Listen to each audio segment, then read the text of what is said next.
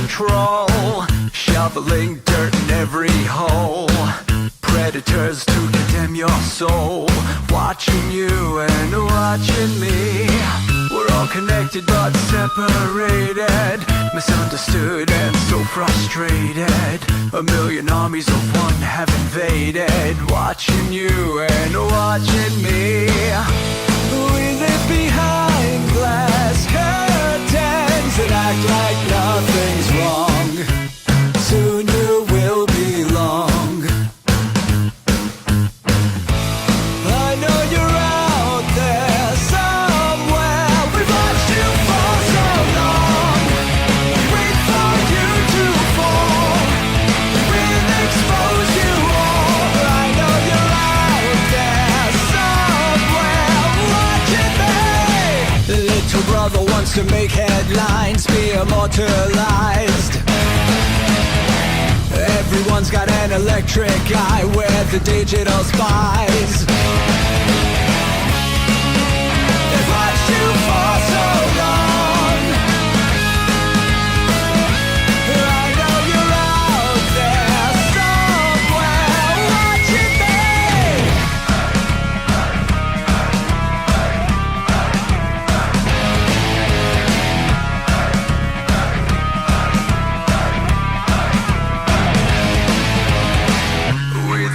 have taken over. We the people are little brother, standing by to dethrone each other, watching you and watching me.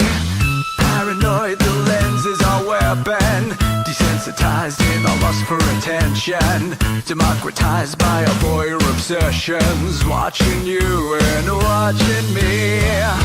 Slaves to perfection, don't let them project you as you are. Feel your every flaw.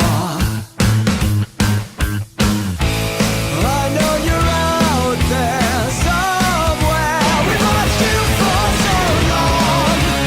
Wait for you to fall. We'll expose you all. I know you're out there somewhere watching me. Little brother wants to make headlines, be immortalized. Everyone's got an electric eye, we're the digital spies. They've watched you for so long. I know you're out there somewhere watching me.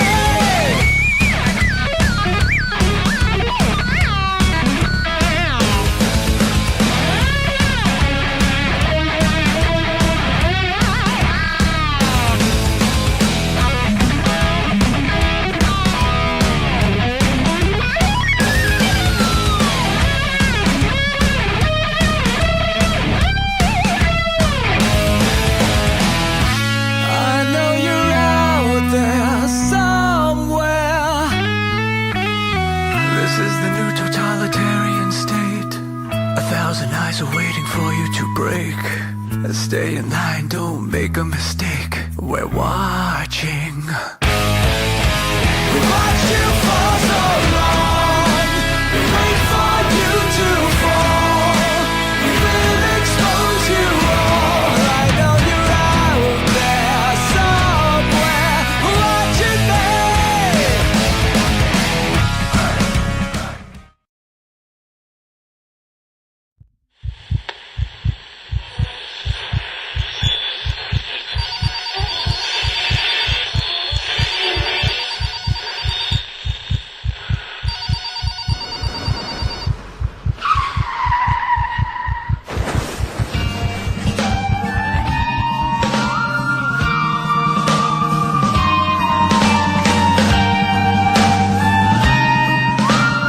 Let your experience begin right now.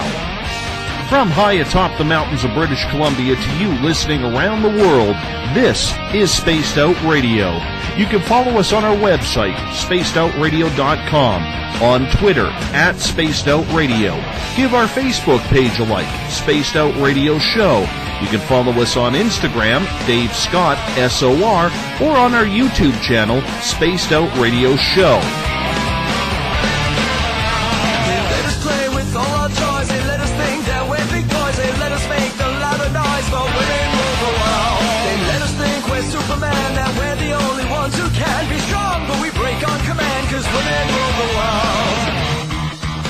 Buckle up, space travelers. It's time to go for a ride as we are live on Spaced Out Radio.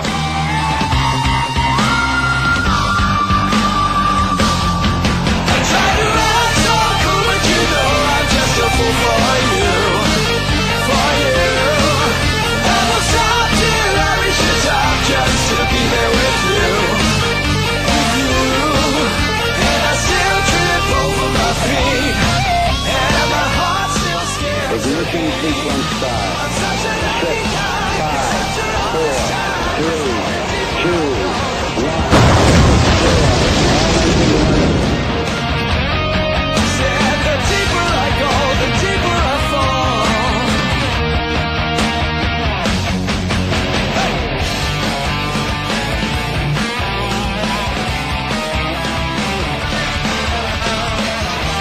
Good evening and welcome to Spaced Out Radio. Tonight I am your host, Dave Scott. Thank you so much if you are listening in on spacedoutradio.com, on Spreaker, on Revolution Radio, and our new affiliate, the United Public Talk Radio Network, along with the High Plains Talk Radio Network as well. Good to have you along for the ride as we welcome you to tonight's show, broadcasting live out of Uncle Jimbo's cabin right here in the Great White North.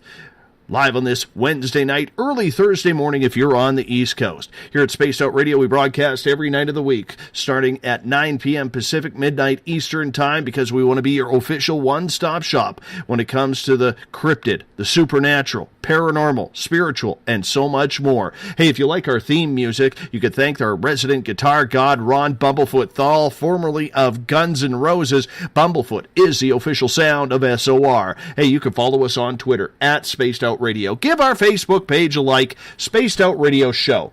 On Instagram, I can be followed at Dave Scott, SOR. Subscribe to our YouTube channel, Spaced Out Radio Show. Tune us in on TuneIn. Download our shows from iTunes. And, of course, our website is spacedoutradio.com.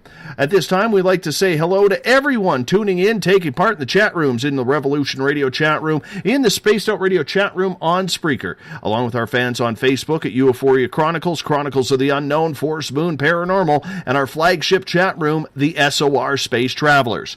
You know, we have this club going on. It's called the SOR Space Travelers. It's only $5 a month, and with that, your name gets entered in a monthly prize draws. You get access to private group interviews, access to a special section on our website, and much more. Hey, we're going to give you a hell of a lot more than just access to our archives. While on our website, you can read up on my latest blog. Check out Eric Markham's SOR Space Wire for your latest and weird news.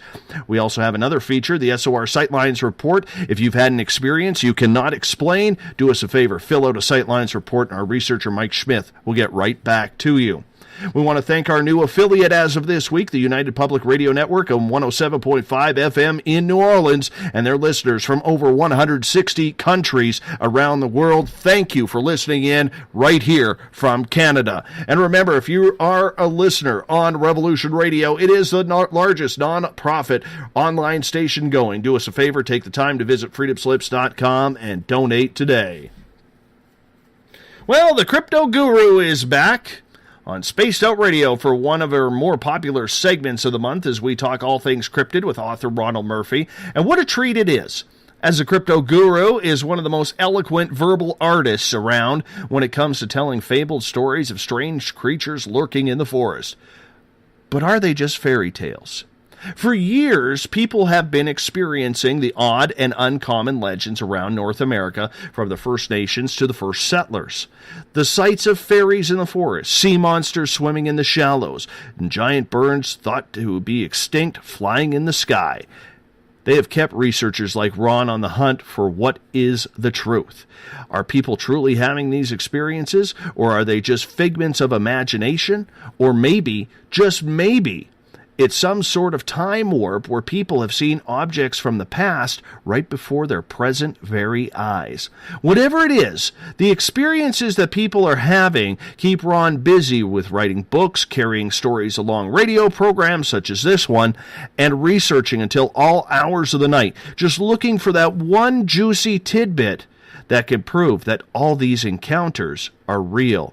The Crypto Guru's website, well, it's pretty easy, thecryptoguru.net. We welcome in Ronald Murphy to Spaced Out Radio Land once again. Crypto Guru, it's been just a couple of short weeks here, but it's always good to have you back in Spaced Out Radio Land. What is new, my friend?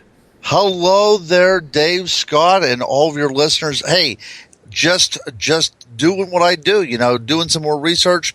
Almost have completed my book on vampires, which will be released sometime early 2017. So that's what I've been doing, writing and researching every single day.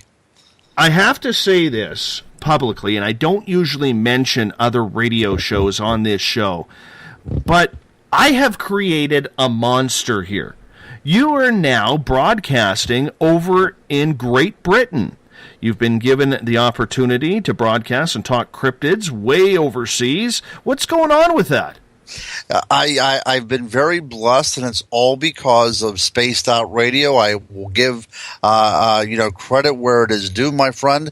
I've just been a great show. Paranormal UK had asked me if I would be on the program, and I was on the program, and we got pretty good ratings, I must say. And then they asked me if I would be kind enough to fill in as a guest host for about a month, which I did. And then just a few days ago, they had offered me my own show with another co-host, Andy Mercer, who we'll have to look about getting him on your program as well, my friend. But yeah, I've been very, very blessed, and I will always give full credit to Spaced Out Radio, because without you and your listeners, I could not have done it. Well, we appreciate that. What time are you on here on North American time, and what are you talking about? Well, I love cryptids. You know how I love the cryptids, and the European outlook on the paranormal is mainly in the world of ghosts, about where these idea of ghosts come from. But I also, because I love the idea of the world of the fae, the goblin universe, the fairy universe, I kind of bring that stuff in as well too. So we run the gamut of everything from UFOs to cryptids, but it's pretty heavy on hauntings, and that is okay with me too, because I had just published a book about 2 months ago entitled On Ghosts, which I had worked on for over a year. So I'm very proud of that. So it's getting a good bit of exposure over there as well. But it's on. I should know this.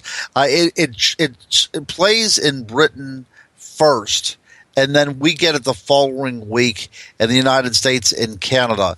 It's on iTunes. I know you can get it on iTunes and all this other good stuff. I'm not very good with self-promotion, but if anybody has any questions or wants to listen to it, go to Paranormal UK Radio, and you'll have all the listings there. But I promise you, whenever I do get my the slotting for the show, you'll be the first to know, and then you could pass it on if you would be kind enough to do that. Well, do me a favor, because you are a popular member of this show. I would love it, for the sake of our listeners, if you would post that in our Facebook group, Spaced Out Radio.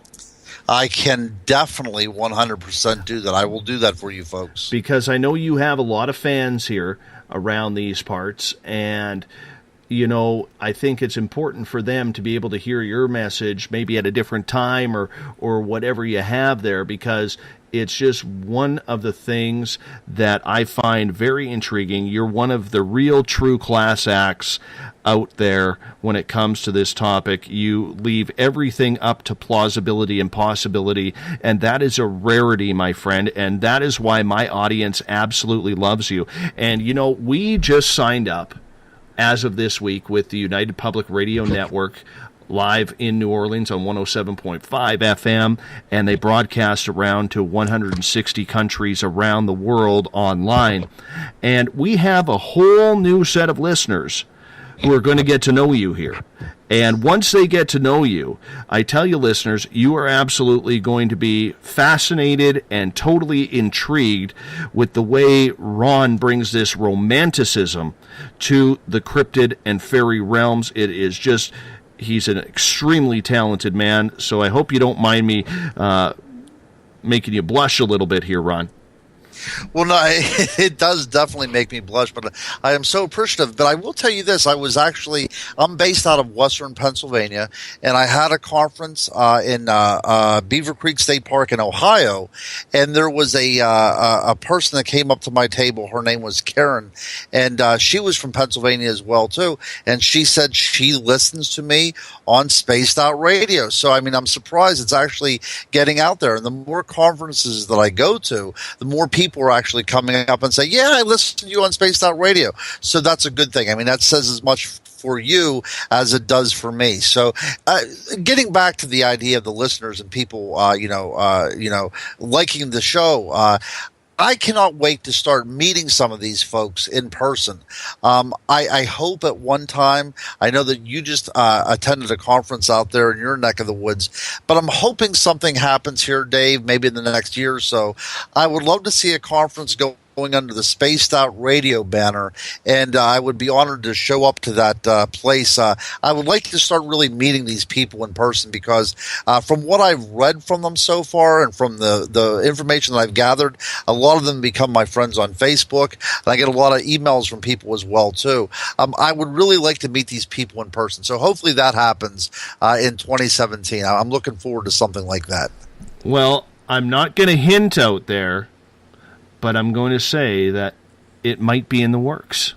Oh, that would be great. That would be fantastic. It might be in the works. And I've got a couple people in the town that I live in who are very influential and trusted, and they absolutely love the idea. And so we're going to banter this around a little bit over the next month or so. And if we can get something going and something on paper, then we're going to pull the trigger on it and get it done.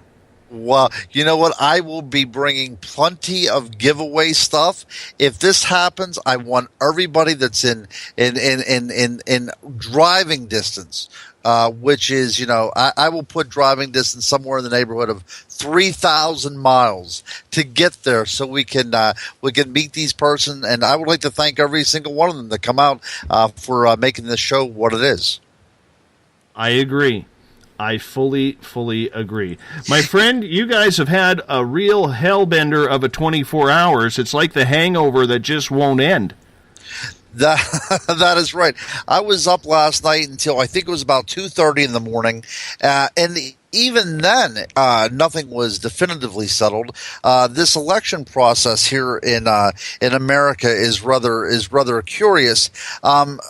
Hillary Clinton won the popular vote, but she did not get the electoral votes that she needed. Now, this has happened, I believe, 5 times within our history. But the last time this happened was just, I guess it was about 8 years ago, correct? No, I guess it would be 12 years ago. 12 years ago, right, with John Kerry. He won the popular vote, but he lost the electoral votes needed. So, I mean, that stuff does happen. But, the landslide victory in which Trump won was the thing that was most shocking. And you could see the newscasters down here really having a difficult time with it because they had scripts already prepared, I'm sure, to discuss, how Hillary was sweeping the country. So whenever the returns were coming in, they were really at a loss for words. They had to go back and, start examining county by county to find out exactly what was going on, because nearly all urban areas, all city areas, Clinton won, but it was the outskirts, it was the small towns where Trump had such a momentum that he was able to get enough electoral votes to win a state. Whereas, like I said, Clinton was able to win the majority of cities, but that didn't, mean anything as far as the electoral votes that were needed. It was really coming down, and I'm saying this from an outsider's point of view, it was really coming down to the lesser of two evils, in my opinion. And when I waded in, and, we have about 79% of our audience is from the United States. And so I'm very careful being an outsider looking in to give my opinion, and that's why we don't talk a lot of politics on this show. But I think tonight, to warm it up and everything, I think it's a little bit important to do so because of the magnitude of this election. Probably one of the most important since Carter versus Reagan. And I can say this. Looking at it now, seeing what is happening in some cities across the United States, Democrats, you have nothing to be ashamed of. You have nothing to be wrecking cars over. You have nothing to be rioting or causing street fights. Yes, the majority of you are pissed off. Yes, the majority of you are out on the streets protesting. But you know what? That's democracy. You want democracy, okay? Trump won. Now you have 4 years before you can do it again. It was the same thing when Obama took over. Love him or hate him, I'm neutral. Okay? But it was the same thing, Ron, where, we saw protests, we saw everything. This is what an election is about. Just because it didn't go your way, you don't torch cars. You don't, run people over. You don't act like an idiot. And the worst part about it, Ron, and I'm sorry, I got to get this out because I'm on a rampage right now. The worst part about it is, Democrats, you have no one to blame, but your own party. Your own party rigged your Democratic election for your candidate. Bernie Sanders, everyone knows that the statistics show he would have beat Trump at least 2-1 in most states. And yet, it was proven, more than once, that the Democratic nomination process was rigged for Hillary Clinton. So don't go and wreck your cities. Don't go and wreck your buildings. Don't burn police cars. Don't have a free-for-all shoot 'em up at the OK Corral because your party did it to yourself. Don't blame the Republicans. Blame the Democratic Party. That's absolutely the case. And that is the reason why nobody could see Hillary in that kind of, nobody could trust her. They knew that she was a political animal. They knew that her sole purpose was to be elected president. This was not about issues. In my opinion, it was not about issues. She was a political juggernaut, and she wanted the Oval Office, plain and simple. Now, I was raised Roman Catholic. I come from a very working class background, so of course I was raised a Democrat. Now, as an adult, I became an independent. I have voted Republican and I have voted Democrat on various elections. But as far as I'm concerned, the idea of Democrat, whenever I grew up, is almost polar opposite of what we see now in the Democratic Party. And this was an outlash by, or a backlash by people that were predominantly Democrat, in the past. Pennsylvania, very Democratic state, and it was won by Trump because people were sick of the same old, and that's what we're seeing. We're seeing that the Democrats are no longer accepted for who they are. The Democrats do not understand what values the common American person has. So basically, as you said, a democratic system. People voted their opinions. People voted their choices, and you don't wreck cars. You don't set buildings on fire. You don't do this because this is part of the democratic election process. Whenever Hillary Clinton called Trump supporters deplorable, well, look at yourself in the mirror. These are the people that history is going to be talking about. The ones that are rallying against Trump in violent ways. Protest, that's fine. If you want to do a march, that's fine.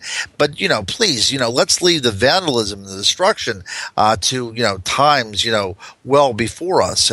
But the idea of Trump walking into Washington as some sort of Old West gunslinger. This is not the way America works. No matter what you think about Trump, a lot of people think that he's not going to be controlled. Our whole basis of government is upon control.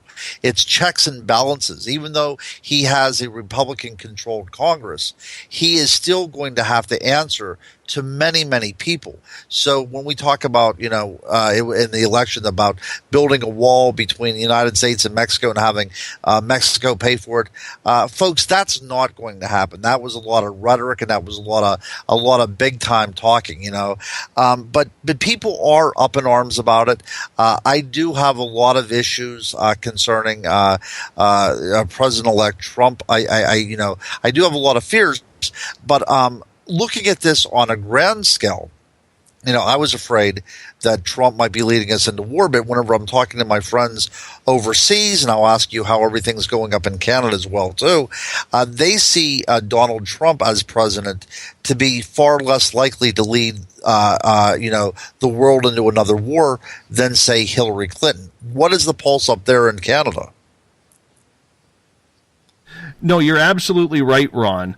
And, the one thing is, and I want to say I have a gentleman in the Spaced Out Radio chat room on Spreaker asking point blank if Stephen Bassett was going to be on tonight. Steve Bassett from the Paradigm Research Group was going to be on if Hillary got elected, because we were going to postpone this show and get into a 3-hour discussion about John Podesta and Hillary in regards to disclosure. Unfortunately, with Hillary getting elected or losing the election, we are able to continue with our regular programming because Donald really doesn't seem to have any interest in aliens and disclosure.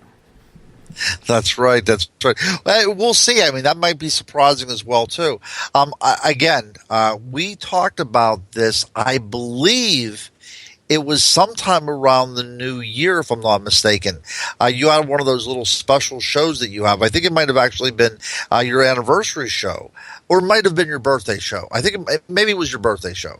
But I was on there, and we were talking about this very thing, that Hillary Clinton seemed to be stating, part of her, a presidential run, that she might be willing to do some disclosure upon any kind of documents that would be relevant to extraterrestrials.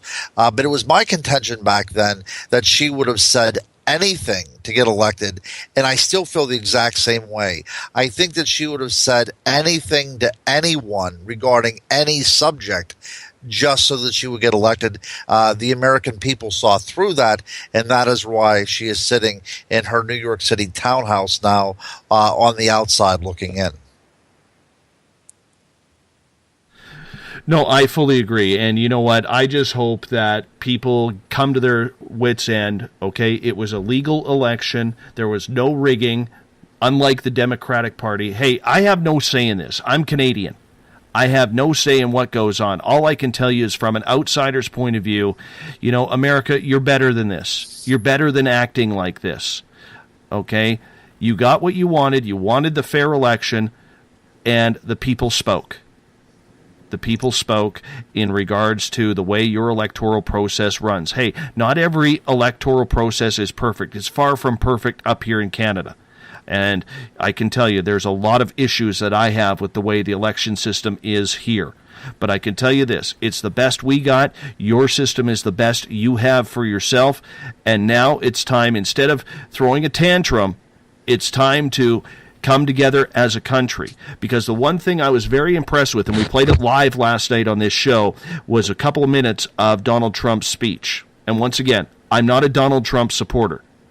But at least he said, he had the nerve to come out and say, after he took his breath and put the showmanship down, because reality is about to sink in on a real global scale here. Okay? He said, America, I need your help. So instead of burning cars and buildings and being an idiot because your client didn't, or the one you wanted didn't win, how about it's time to come together and straighten this mess out? Because right now, over the last number of years, going back to George Bush Jr. for 2 terms, your political system has been a mess. That's right. It's been a complete mess. But that was a good point. We the people, America, whenever it was established, I'm not sure how many people in the 21st century would have lived here. When we're talking about, every man is created equal, they're talking about, our founding fathers were talking about every white man that was a property owner was created equal, So we have come a long way. We are going to have setbacks, but we have a constitution. We can add amendments to a constitution. We can change laws. We can constantly evolve. And that's something to be said about our country. So if you see that Trump is, taking 2 steps back, all this stuff will change because the people what makes up the United States is better than any one president. And it's been proven in the past. And we have to come together rather than fall apart, or this is going to be a terrible 4 years and nobody's going to be happy. So I say we all, let's give this guy a chance. He is our president-elect. And, we all come together. We will make this country, not to use his words, but, this country could become the way it was at one time. We could become great again. Let's move on. Let's get to some cryptid talk here. Enough political bullshit, and let's get to it. All right. Let's do this. Ron, I, a couple weeks ago, spoke at a Paracon, Forest Moon Paranormal Paracon, put on by S.J. and Russ Wells and Eric Cooper in a small, beautiful little town called Concrete, Washington. I'll tell you, man, this town was so clean. I looked. There was not even a piece of gum on the sidewalks. It was just a beautiful, beautiful little town and a fantastic experience for me, being the first Paracon that I got to speak at. And one of the things that I was really impressed with was the audience and how attentive they were for every speaker. Now, you've spoken at a lot of conferences. Do you see that quite a bit? I do in certain ones for sure, and it's usually the smaller ones. Usually the big ones, they're kind of overwhelmed because it's not a very intimate space. You really need that closeness and that connection with everybody. I see. Look, hey, I am a fan of the paranormal world. I go to conferences not to talk, but I go there as a fan all the time. I like to see what people have to say. I like to see what kind of research is happening. So that's the reason I'm envious of you going to this conference, and I can't wait to hear more about it. So shed some more light on this, Dave. Well, you know what? The one thing that they did when they put the conference together was they made sure that the word paranormal was used as an umbrella term, which I think we have to do a little bit more. So there were speakers on ghost hunting, on psychic ability, on UFOs, alien abduction, Bigfoot, and I was absolutely blessed with the ability, and I really didn't know this until a couple days before, that I was actually the final speaker of the night. Very nice. Hey, what's more appropriate way to say we've got Dave Scott than making him the headline speaker? Oh, come on. The ego's not that big yet. But anyways, it was just a real eye-opener for me. It wasn't the biggest event, but it wasn't small. There's about 100 people there. And, it was an eye-opener because I couldn't believe, first and foremost, how many people there actually knew who I was. That was a little humbling. But number two, the way they were attentive to absolutely every speaker there. It was great. Absolutely great. And I spoke about the experiencer and the importance of the experiencer. Ron, we talk a lot of cryptids, and we're going to get into some cryptids tonight because we have 2.5 hours left in this program. But when it comes to the experiencer, that is a topic that we've delved around but never got into it. Yet there is a plethora of stories out there that people are getting denied because a lot of researchers today, Ron, don't care about the experience that people were having. They're more into this science of it all, or what the government needs to tell us, what they need to disclose. What is your opinion on the importance of the experiencer? To me, the experience is the entirety of the paranormal phenomenon. It is what makes the cryptid, the extraterrestrial, the ghost, what have you, what it is. The experience is what gives it the character. So I think that so many people are trying to fit cryptids or aliens or ghosts into these cookie cutter molds. And whenever they don't fit in by an experiencer, whenever there's something else contrary to what the researchers suggest, then it's discarded. And that's dangerous. That's not science. I heard you just mention science, and a lot of people do want to work within the realm of science. But also by discarding data and information, that is going to counter to what science is all about too. So by taking the experiencer out of the equation, and I'm glad we're going to be talking about this tonight, you are taking that subjectivity out of the whole paranormal phenomenon, and that is where we're losing the humanity of all this stuff. Because at the end of the day, it's not about data. It's not about size and smells, and it's about what one person experienced from something that cannot be explained. Why do you think that the mainstream has really started to take a look at the fact that the experience people are having, although it's necessary in their research, it really does not preclude anything that they are doing anymore?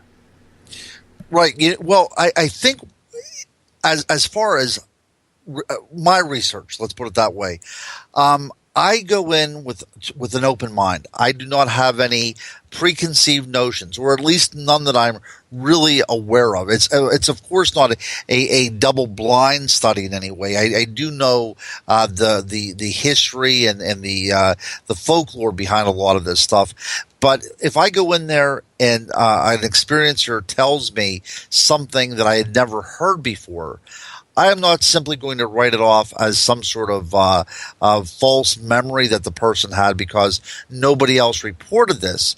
I'm going to actually take it into consideration. But what I'm finding is happening, Dave, a lot of the time, is that researchers fall into certain very demarcated camps, and they will not stray from within that enclosure. For instance, whenever about the world of Bigfoot, you have people that think that there is a terrestrial Bigfoot. Some people think it's interdimensional. Some people think that it's extraterrestrial. At that point, these researchers that have lumped themselves into these categories, if they are presented with evidence that seems to suggest that this creature known as Bigfoot falls into a different camp, I've known many researchers that will simply throw away the evidence because it does not match the paradigm in which they believe this creature exists. That's dangerous research, my friend. A lot of good stuff, a lot of things that could forward the world of paranormal research has been thrown into garbage cans because researchers getting the cases simply did not think that was that pertained at all to what was going on. That the experiencer was somehow getting it wrong. I fully agree. And, one of the things, and that's why we on this show have really tried to focus more so on the experience format, because as myself, I'm not a scientist, I'm not a researcher. I know people who are, such as yourself. Eric Markham on our team is a scientist. And when I look at talking to professionals such as yourselves and look at your opinions, I see, when I talk about this show, is what can we do to bring it out for the people who are having that experience. And I guess the thing that rattles me about this, Ron, is yes, there are the people out there who just want their 15 minutes of fame. Okay, they want to see if they can get a quote on one of the television shows or in a magazine or in a book or something along those lines, or maybe even on a radio show. But there are literally hundreds of thousands of people annually who are having strange experiences. And yet we continually, as researchers, take the mainstream route and write them off, that they're not important, that they're not valued. And in the end, these people, whether it's alien abduction, whether it's a paranormal experience in their house, whether it's Bigfoot, people are going to start clamoring up and not talking about it for the fear that that ridicule factor is going to come back.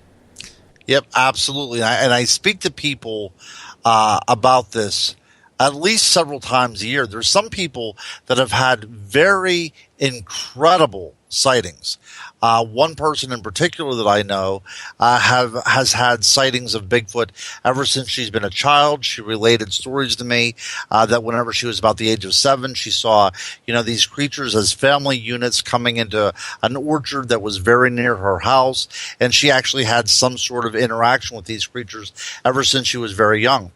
But she also told me that she saw a very prominent researcher in my area. The researcher basically blew her off, and she will not talk to anybody now because of that. And this could be something that really could progress the world of paranormal research. People have to understand that the researchers, there's a lot of researchers out there who want to be rock stars. They want to get their moment of fame. They want to be on television, or radio shows or what have you. That being said, television shows are not going to put you on if you do not have definitive answers. They want to have somebody on there that knows that this creature can be, whether it can be killed or, you can pick up evidence out there, because you don't see any television shows on out there about people that are investigating Bigfoot as a solely paranormal creature. You don't see that happening. People want tangible evidence. They want sound bites. They want something that could be shoved down your throat in 43 minutes. They want, evidence. And sometimes these creatures do not provide measurable evidence. Talking about the experiencer, I've talked to very many people that have been in the woods and have had very real experiences with something akin to a Bigfoot with never actually seeing it. Now, that's a very interesting thing. It doesn't make good copy. It's not going to get you a television show. But something is going on, which led me to write, the books that I do concerning the idea of a fairy realm, of a goblin universe, that these creatures are seem to be more of the world of the fairy than they are of some sort of flesh and blood animal. But again, to me, the jury is still out. I'm keeping an open mind. I really do not know where these creatures are coming from or where they're not coming from. So, as a researcher, I'm trying to listen to everything that anybody has to tell me.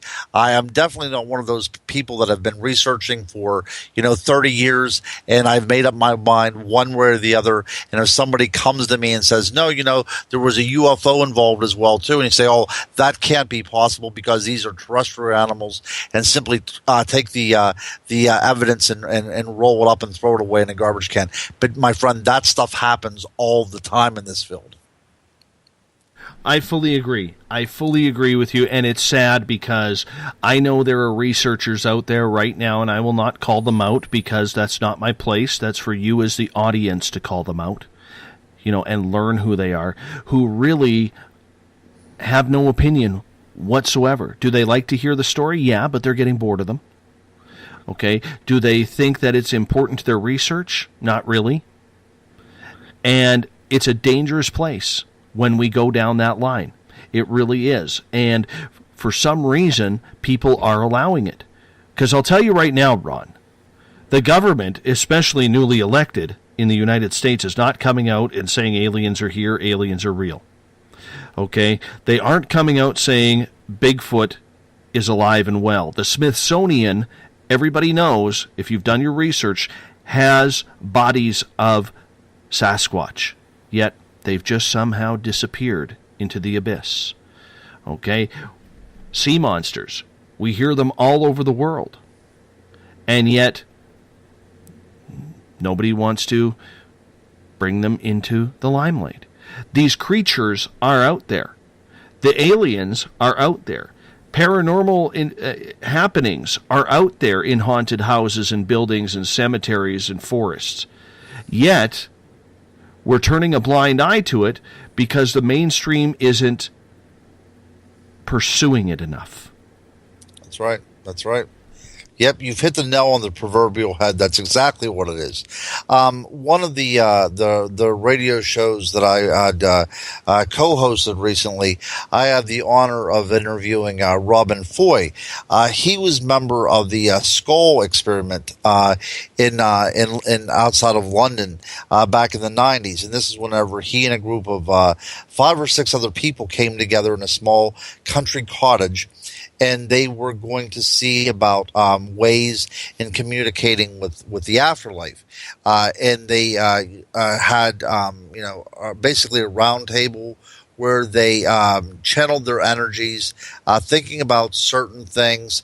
And after a period of time, what they believed was deceased figures started to interact with them, first by almost poltergeist activity, moving things around, later by actual verbal communication, what we would call EVPs, and then towards the end, full body apparitions. But what was going on is that what was appearing to them was not just ghosts, not just spirits of the deceased. There was also spirits coming through that have never been human beings, just spiritual entities. Also, spirits were coming through, and they actually have photographs of this as well, too, as part of the research, was creatures that looked for all the world like a gray alien, which is kind of, interesting if you think about it, because they were originally communicating with what they perceived to be ghosts of the deceased, and they were finally now at the end getting ultra terrestrials, beings from other dimensions coming through, who appeared to be, extraterrestrial, what we would deem extraterrestrial in form. And even one instances of this communication with the with these spirits, a small UFO actually manifested itself about 6 to 12 inches, in diameter. It was actually a triangular UFO, so I guess it would be about 6 to 12 inches across, that had little lights on and everything. And the Mr. Foy described it as actually coming around, and the small craft would stop in front of each researcher as if it was examining them, and then it would continue on its way. It made a clattering sound whenever it went, but it seemed to be a small, alien craft, but it was something from another dimension. Now, the reason I brought up that story is this has a lot of different interesting elements in it. But how many people would discard parts of this because it simply did not fit into their idea of an extraterrestrial, or a ghost, or some other non-physical entity. But these things do happen all the time, and as a researcher, we have to take all this into consideration if we're going to get to the bottom of this. This is life's big question, isn't it? This fits in. Why are we here? Do we go on after death? The meaning of life. All this fits neatly under the umbrella of the paranormal. And as a researcher, I would much rather keep an open mind than one with blinders on, because if you have blinders on, you are always going to miss something. I fully agree. And one thing that we want to get into here is it is Cryptid Night here as we continue with the experience. Ron, when you talk to experiencers yourself, is there a theme or a pattern that continues? There is, and again, I'm glad that you would brought this up, because it's been asked before. How do you know if somebody is telling the truth? And that's a very legitimate question. What I find out that happens for a true experiencer, especially whenever we're talking about a man, and this just happened to me a couple of conferences ago. Somebody will be walking around They'll occasionally make eye contact with you, but they'll wait until there's nobody else around, and they'll approach you. They'll introduce themselves, and then their eyes are kind of cast to the ground because they're kind of evaluating whether you're going to believe them or not. And they say, I have a story for you. I said, okay, great. I would love to hear it. And then they will cast their eyes up, quickly make eye contact with you, and you can see that there have been tears welling up in their eyes. And I'm talking about big, burly, 300-pound men, who have, related an experience where they were out hunting and something stood up on the path that they could not explain, but it affected them emotionally. It affected them on a very primal level, and they didn't know how to put it into words what they had experienced. Appropriately enough, experiencer is a great name for what's going on here because it is a systemic encounter. It affects the mind, body, and spirit. They don't know how to intellectually rationalize what's going on.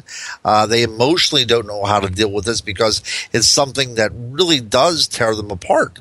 This is something that they don't want to believe in. This is something that they've been conditioned and even, educated not to believe in. But they did see it, and now they're trying to wrestle with how they fit the phenomenon that they had witnessed into everyday life. And as a researcher, I'd see this often. Somebody coming up, somebody with tattoos and still wearing their camouflage hunting outfit, because it's part of their daily wear, and just basically breaking down in tears and say, I saw something that I simply cannot explain. Do you find that people get emotional with what they are seeing? And I'm not saying break down into tears and, have a breakdown. But what I'm saying is, I know from when I had my own experiences, Ron, and one of these damn days we're going to write a book about it. We are. Yes. I'm thinking about 2027 when you finally have time. But, the whole point that I'm getting at is, a lot of people, when they have these experiences, it's a life-changing event. And do you take notice as to the emotions people are feeling and showing when they are telling you their experience? Yeah, I bring up the idea of the sobbing from grown men is because that's really the one that's the most unnerving, and they're crying because they really didn't think they could ever tell anybody the story. They're crying because somebody's listening to them and possibly believing them. This is something they wanted to get off their chest.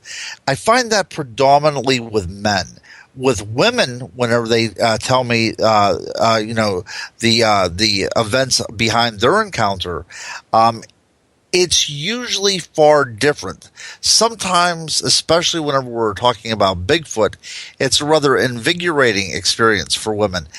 There's a certain glow to them, that they have a smile whenever they're talking about it because they know that they've experienced something that's quite unique, and they glory in that uniqueness, that they've been almost chosen. It's almost like a religious experience. And little children who talk about their experiences, they're usually not giggly. They're usually talking as if they were giving a report from school because this was something that they experienced within nature. And, again, like I had said before, this has not been knocked out of them. So they're still looking at the world with wonder, and they're just talking about seeing what they believe is another animal out in the woods. So different perspectives from different ages and different sexes. But I do find that people do experience this on a very, very emotional level. Anything from, weeping and sobbing, that kind of breaking down, to almost one of religious epiphany that there's more to this world than that is left unsaid. So how do you then, when you are researching, how do you decipher what is a real story, what is a fake story, who's handing you the real goods, and who's just trying to get your attention? Well, there's a lot of people, because it's part of the media and because it's part of culture now, about people seeing things that go bump in the night. A lot of people really have false memories implanted in there through the media, where they've seen something and they simply think that it's a Sasquatch, but when in actuality it was a bear. Now, when people come up to me and they're trying to sell me a story, they're trying to get one over on me. I can tell pretty quickly because they have no investment in the story. They're just telling it sort of off the cuff. It really doesn't matter to them. And you can tell, they're not making eye contact, or whenever they do make eye contact, it's something, along the lines like, are you believing my story kind of look. You can almost tell them almost immediately what's going on whenever they're lying to you. Is there any words or anything that you want to give up, or do you kind of keep that to yourself in how to judge people on it? Yeah, you know what? That's a good question. I don't think that I have any kind of cue that I get as if I were playing poker. It varies. I've heard people playing recordings that they supposedly had recorded in their backyard, whenever it was actually the recordings of the Sierra sounds taken by Ron Moorhead out in the Pacific Northwest. People will do this kind of stuff. They'll take other evidence. For instance, there was a Dogman track that was supposedly taken in Ohio. And I've had people look at it, and it's unanimous that this is the footprint of a grizzly bear. And of course, now they said that they had casted this in Ohio, and were trying to pawn it off as a Dogman. So there was kind of like a double hoax going on there. They probably were using the removed foot of a taxidermied grizzly bear. But yeah, whenever people are looking for financial gain, or whenever people are looking for a pat on the back, that's whenever I start questioning it. Whenever they have a tremendous amount of evidence and they're bringing it to my table with a smirk, that's the other kind of thing. Because there's a lot of people out there that want to show that they think everybody in the paranormal field is a charlatan. So they try to get something over on somebody. It's unfortunate, but that's just the way the human nature works. But I've become pretty good in the last couple of years deciphering who is in it for glory and who's trying to pull one over on me and who's trying to tell me a legitimate story. And I think for the most part, whenever people do pay their hard-earned money to come to a paranormal conference, they're really not trying to lie or anything like that. I think that the majority of the people that have stories to tell, probably as high as 80%, really do have an honest and good experience to share. So, Ron, what do you prefer, or what do you see happening in the land of cryptids? What are people seeing out there? Is it mostly Bigfoot because people are recognizing the signs because of the popularity? Are they seeing more faeries? Is it goblins? Or is it just a plethora of cryptids going on? Yeah, what's going on is rather unique right now. Western Pennsylvania has been the domain of the Sasquatch since at least the mid 70s, at least as far as my research is going. But the interesting thing that's happening now is that whenever there were predominantly Bigfoot sightings, now we're getting Dogman sightings. So what do we do about this? These would both be, one would assume, apex predators in a particular niche. So science would tell me that two of these apex predators could not occupy the same territory because there's only so much food going around. Plus, there's the idea and the notion of territorialism. So something is going on. So did one of these species usurp the other and kind of drive the Bigfoot out of the territory? It's a possibility. Is a Bigfoot and a Dogman migratory animals and only visit certain areas at certain times? That's also a possibility. But as far as my research is going, it seems to me that it's quite possible that they come from, again, what I allude to is the world of the fairy, the world of the fae, the goblin universe, and they are from another dimension, and sometimes these dimensions will bleed into our dimension and we can see them. It's very possible that the Dogman and Bigfoot creatures reside in very different dimensions, and occasionally there is the meeting of the two dimensions, and these two types of creatures are seen in the same area. But as far as biology would state, a Bigfoot and a Dogman, creatures of this size, should not exist in the same area. But, my friend, that's what's going on right now. You're seeing a lot of these types of cases whenever people are reporting this. And on that note, we're going to step out for our first break of the night. The crypto guru, Ronald Murphy, will be back right after this. Looking for news beyond the mainstream news? Head to spacedoutradio.com and check out the SOR Spacewire. This is Spaced Out Radio's Eric Markham, news director for the SOR Spacewire. Daily, I will bring you intriguing stories and outlandish reports from what's going on around the world. UFO sightings, paranormal activity, conspiracies, alternative health, and so much more. And if you have news, email me at news@spacedoutradio.com. Hi there, I'm Butch Witkowski, lead investigator with U4Cop. On the final Monday of every month, you can listen to me and host Dave Scott on Spaced Out Radio's Strange Days. We're going to get to the heart of the matter when it comes to what's happening out there. People are seeing and experiencing things from ET contact to Bigfoot, and I want to hear about it. Your experiences are what we investigators need to help solve these unknown mysteries. So tune in at spacedoutradio.com. Have you had an experience you can't explain? Had a run-in with ghosts, maybe Bigfoot, or seen lights in the sky? Hi, I'm Mike Schmidt from the SOR Sightlines. I'm here to investigate your sighting. Head to spacedoutradio.com and fill out a report on the Sightlines. All your information is 100% confidential, and I will help you figure out what you've been seeing. File your report, and let's find out the answers together. Visit purpleplates.com today. For over 40 years, the Purple Energy Plates have been delivering amazing results for their many customers. Inspired by the great genius Nikola Tesla, the harmony, healing, and energetic effects of the plates have proven over and over to be beneficial and often miraculous to thousands of customers. With their money-back guarantee and the many benefits, how can you afford not to get one?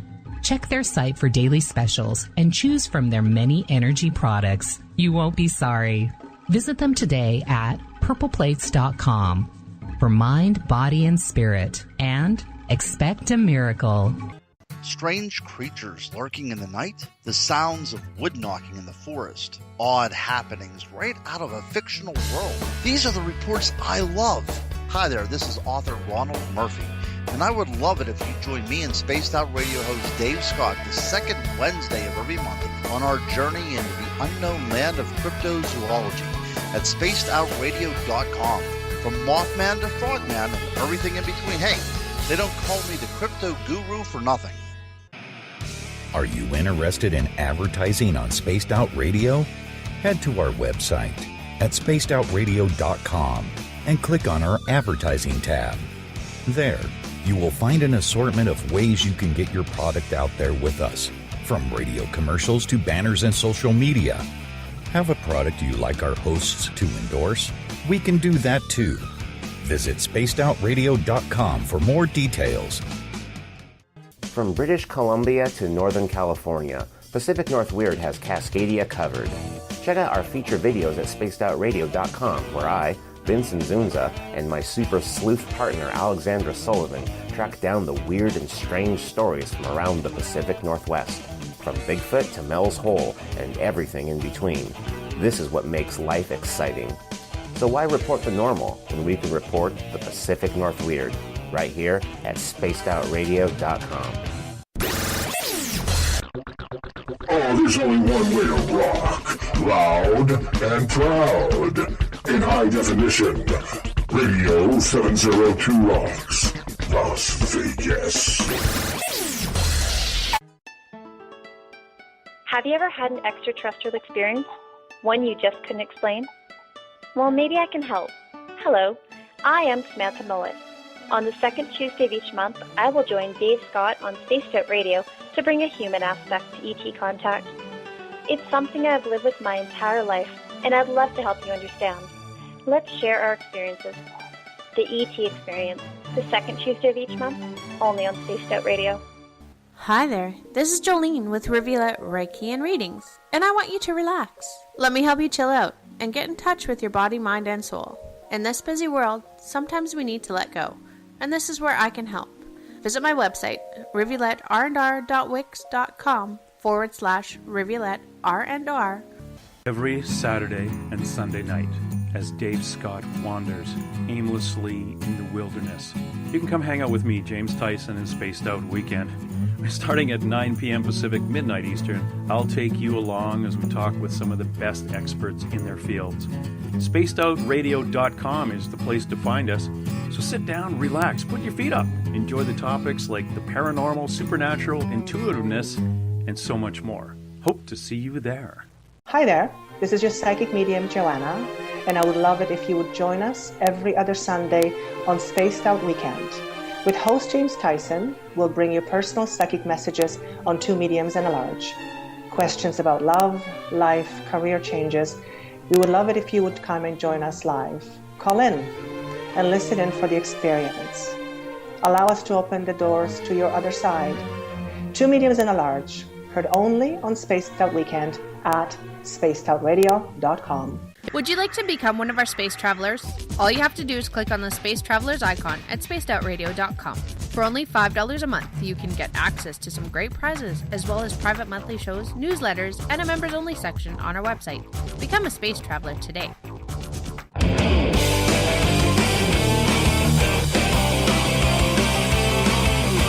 Do you have a topic or a guest that you'd like to hear on Spaced Out Radio? Let us know at spacedoutradio.com, where you can sign up to become a Space Traveler member today. Or you can find us on Twitter at Spaced Out Radio and on our Facebook page, Spaced Out Radio Show. Welcome back to Spaced Out Radio tonight. I am your host, Dave Scott. Good to have you along for the ride. Planet Earth. As we are all broadcasting, I want to thank all of our listeners all around for tuning us in every single night of the week. And we want to thank our new affiliate, United Public Radio Network, live on 107.5 FM in New Orleans, as well in 160 countries around the world. Thank you for letting us be a part of your family. And if you're a listener on Revolution Radio, it is a donation station financed by you, the valued listener. Do us a favor. Donate today at freedomslips.com. Bill Cardwell in the SOR Space Travelers Club has set the password tonight. Abecedarian. Abecedarian is your password. I don't know if I got it right, but we're going to try it out. If you're a space traveler, you know what to do with the password. Use it wisely, my friends. Tomorrow night on the show, Ian Holt will be with us. We're going to be talking vampires and Dracula.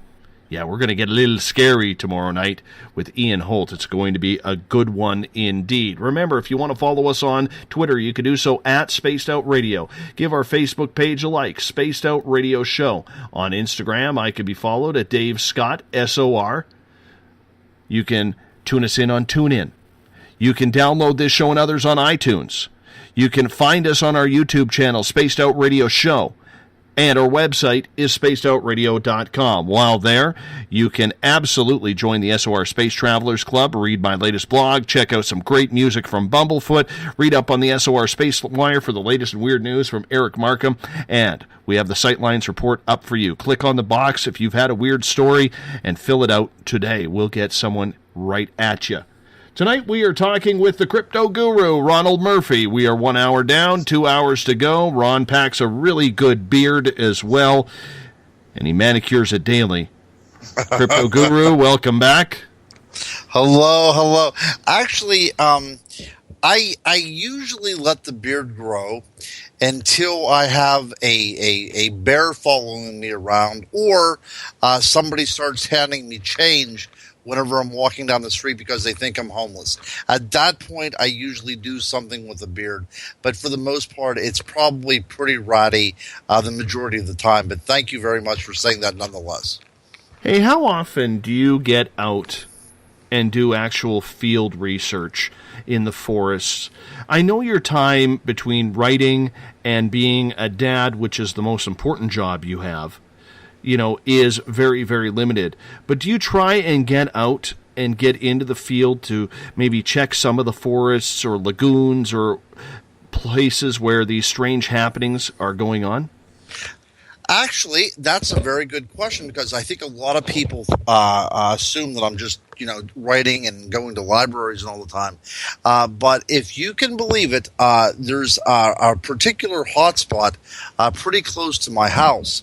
So since probably around the month of June, I've been out about 3 or 4 days a week. And it's a very interesting area because we are sandwiched in by developments. Now, no kind of huge developments or anything, mostly just homes and everything. The nearest store is probably several miles away, so we're away from any kind of major industry of any kind. But there's this little pocket, this little oasis, probably somewhere around 150 acres, right along very near the Chestnut Ridge, where I do a lot of my investigating.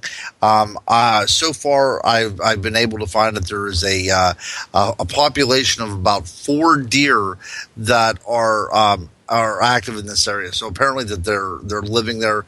There's a flock of probably 9 turkey that are also in this very, very particular area as well. But there's also strange footprints appearing every now and then. So I've been documenting these things. I've been gathering evidence. I've been talking to witnesses.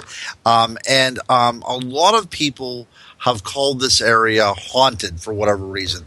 People have talked about seeing the ghosts of Native Americans, seeing the ghosts of various other types of people from the past. But the tradition is that this place has some very weird things going on, and it has been going on for some time, since at least the 1970s. So that's what I've been doing, and I've been getting out quite a bit. So I probably am in the field somewhere in the neighborhood of, I would say, around 20 hours a week. That's actually quite impressive. I'm surprised you have that much time to do that. Well, the good thing is all of my children now are in school. But whenever you do any kind of evidence collecting, research, what have you, I have no problem taking my kids out. Actually, sometimes that helps. I was out with all the kids and my wife in this particular area, and we found a game trail that we decided to follow. And interestingly enough, it came to a natural crossroads. It was a crossroads where 2 different game trails had come together, and it's interesting though, because in my world of fairy research, crossroads have always been something that has been very sacred, I guess you could say, in fairy lore. Something out of the usual can happen at the crossroads. But it was at this crossroads that my wife, to no encouragement by me, stated that she saw something black and very large. Not a Bigfoot, however. She described it almost as a Slender Man type of entity. And that was very, very curious that was seen. I personally did not see it, but when we first started to investigate this area, she felt very uneasy about it. She felt that we were being watched. She felt that we were being followed. She actually got to the point where she forbade taking the children at all. That was off limits. So it was either she or I doing it, or she and I doing it together, or just me going up by myself. But since that time, whatever kind of entity that may or may not have been, it has kind of left the area, and everything has kind of settled down to the point that the area has a very natural feel to it. But as we've researched, as I said, researched the area, people are saying that these kind of beings, these kind of slender men, these kind of shadow figures have been seen before in the past, which is extremely interesting. That my wife had seen something as well too. But yeah, it's hard to find the time for anything. I mean, I love to write. I would love to be able to write, easily 8-hour days. I would love to be able to write 8-hour days. But with my family and everything, I probably do write 8 hours a day. It's just in pockets, but I like to sit down and just go at it sometime. And I don't have that opportunity. And the 20 hours a week that I'm doing in research, it might be 2 or 3 hours a couple days a week. At 6 o'clock in the morning, a couple times in the afternoon. And I've been doing a lot of night research as well too lately. So yeah, it's just trying to squeeze any kind of available time. And sometimes I do indeed try to make time to do it as well too, and have that as part of my set schedule. Mm-hmm. How important is getting out in the field, Ron? How important is it to check those trails, or to check that haunted cemetery, or to check those forests? Very, very of utmost importance. And as a researcher and a folklorist, I'm at a unique point in my career where I can do both. A lot of people just do research. A lot of people who are folklorists, or sometimes they call themselves documentarians, and they do nothing but record stories. But my last book that I wrote on ghosts, the majority of that book, and we're talking about a nearly 80,000 word book, so this is a novel length research study. The majority of that book was written out of doing actual field research. And my On Wild Man book as well too, examining the history of Bigfoot. That kind of stuff was very important to me as well too, to do field research. So when you get out there, what are you looking for, Ron? Are you someone, or do you consider yourself somebody who is experienced enough to handle any type of situation that you come across, or are you just sticking to the main trails for your own mild curiosity to just get a feel for what's out there? Let's see here. To get a feel for what's going out there, I think a little bit of both. I think I know about the urban legends that are associated with the areas first and foremost, so I don't go out there blindly. Let's see here. These are interesting questions. I never thought about this before. I'm not the kind of guy that would pull off to the side of the road and just go blindly into the woods. So I do want to find out what kind of legends are in the area, what kind of previous sightings have been going on, and what people are currently witnessing even to this very day. So, yeah, I would say that I do my fair amount of homework before I head all out into the field. So, I don't blindly go out. So I do my research before I head on out shore. Eric is wondering if you have ever heard of Daniel Boone's Yahoo sighting. I have indeed. I was going to put that into my Wild Man book, and as part of my rewrite, I may actually end up doing that. Again, I live in Western Pennsylvania, and the area where I live at is not very far from Indiana County. And it was interesting because I found a newspaper article from 1888 that talked about a trapper encountering a wild man. And that was interesting. I mean, this is from my hometown, near where I grew up. Newspaper was something I never even heard of before. So we do have hints throughout history that these creatures have inhabited the same areas where they're being seen, even to this very day. I love that kind of stuff. I love pouring through old periodicals or through the microfiche, what libraries still have every now and then, to find out some of these interesting stories. But yeah, the Daniel Boone story, I mean, that's great. Teddy Roosevelt had a very similar story that he retold from somebody else telling him. But yeah, I mean, our history is littered with this anecdotal evidence of paranormal activity, and people just have to look in the right places. Let's get into the fairy realm. for a few minutes here, if you don't mind, because it's Sure. been a while since we've touched on the fairy realm. And you're one of the most foremost researchers in regards to this field in North America. When do they come around, and can anybody see them? This was something that I just went through here probably, I would say, 2 or 3 weeks ago. There was a gentleman who was having some issues seeing things again. We're talking about the same woods where I've been researching as of late. And he was experiencing things that sounded remarkably like fairy activity, that he would go up into the woods and something seemed to have attached itself to him, follow him back home, and then there would be something like poltergeist activity back at his house. So he was wondering what kind of things may have been going on. And this was just coming from him, taking walks around these particular woods. So I decided to sit down with him. We went up into the woods several times to find out the various areas where he was getting these kind of experiences. So something strange was going on with him.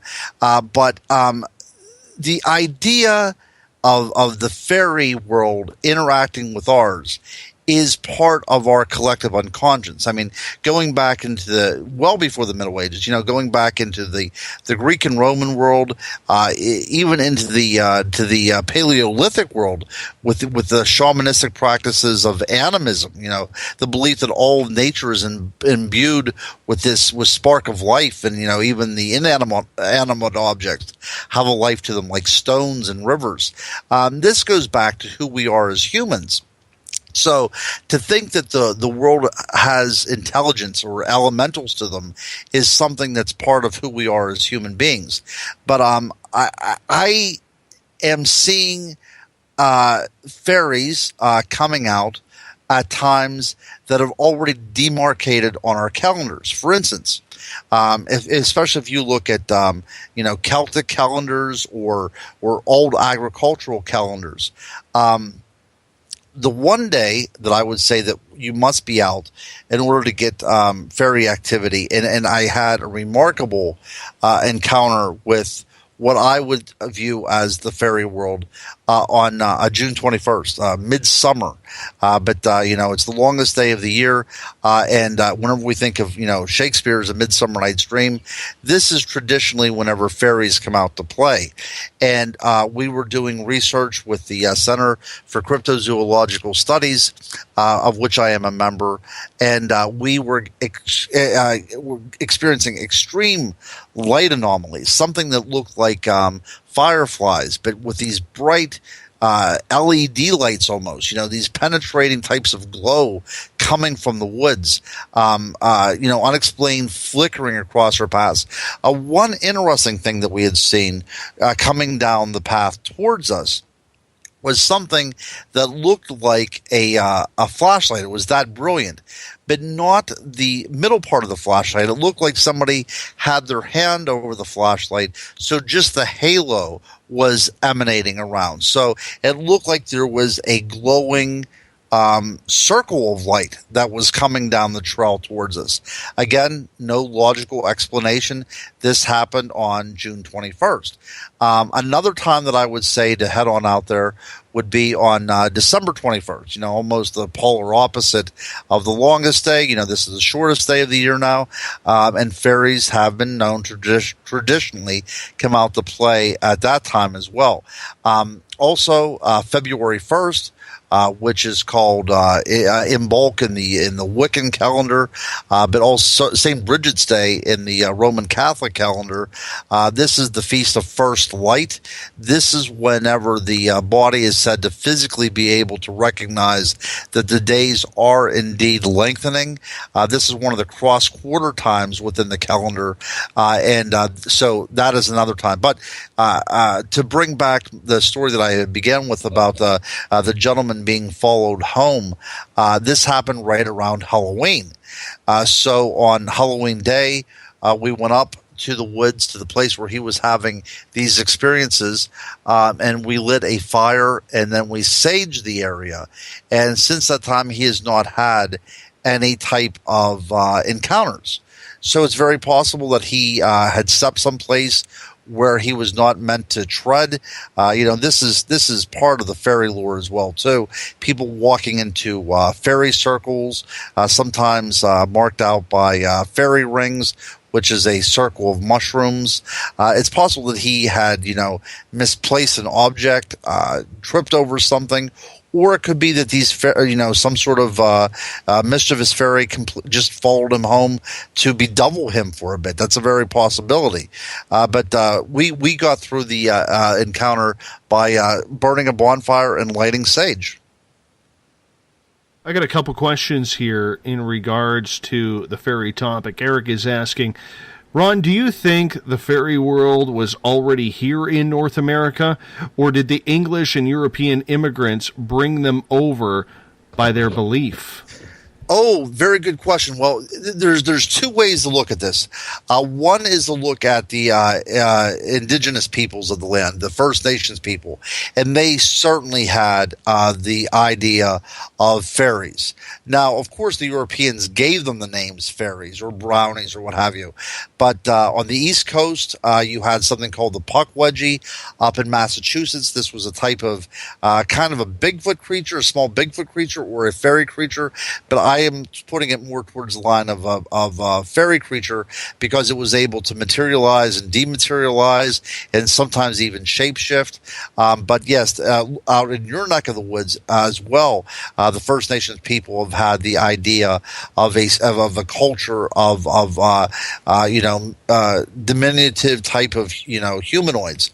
So I think that these creatures were here well before that. Now, the second side of this, of course, the Europeans came over and they named the phenomenon that was going on here as fairy.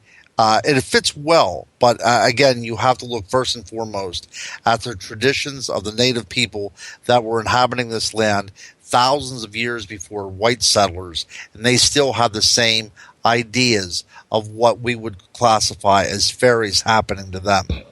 But that's a very good question.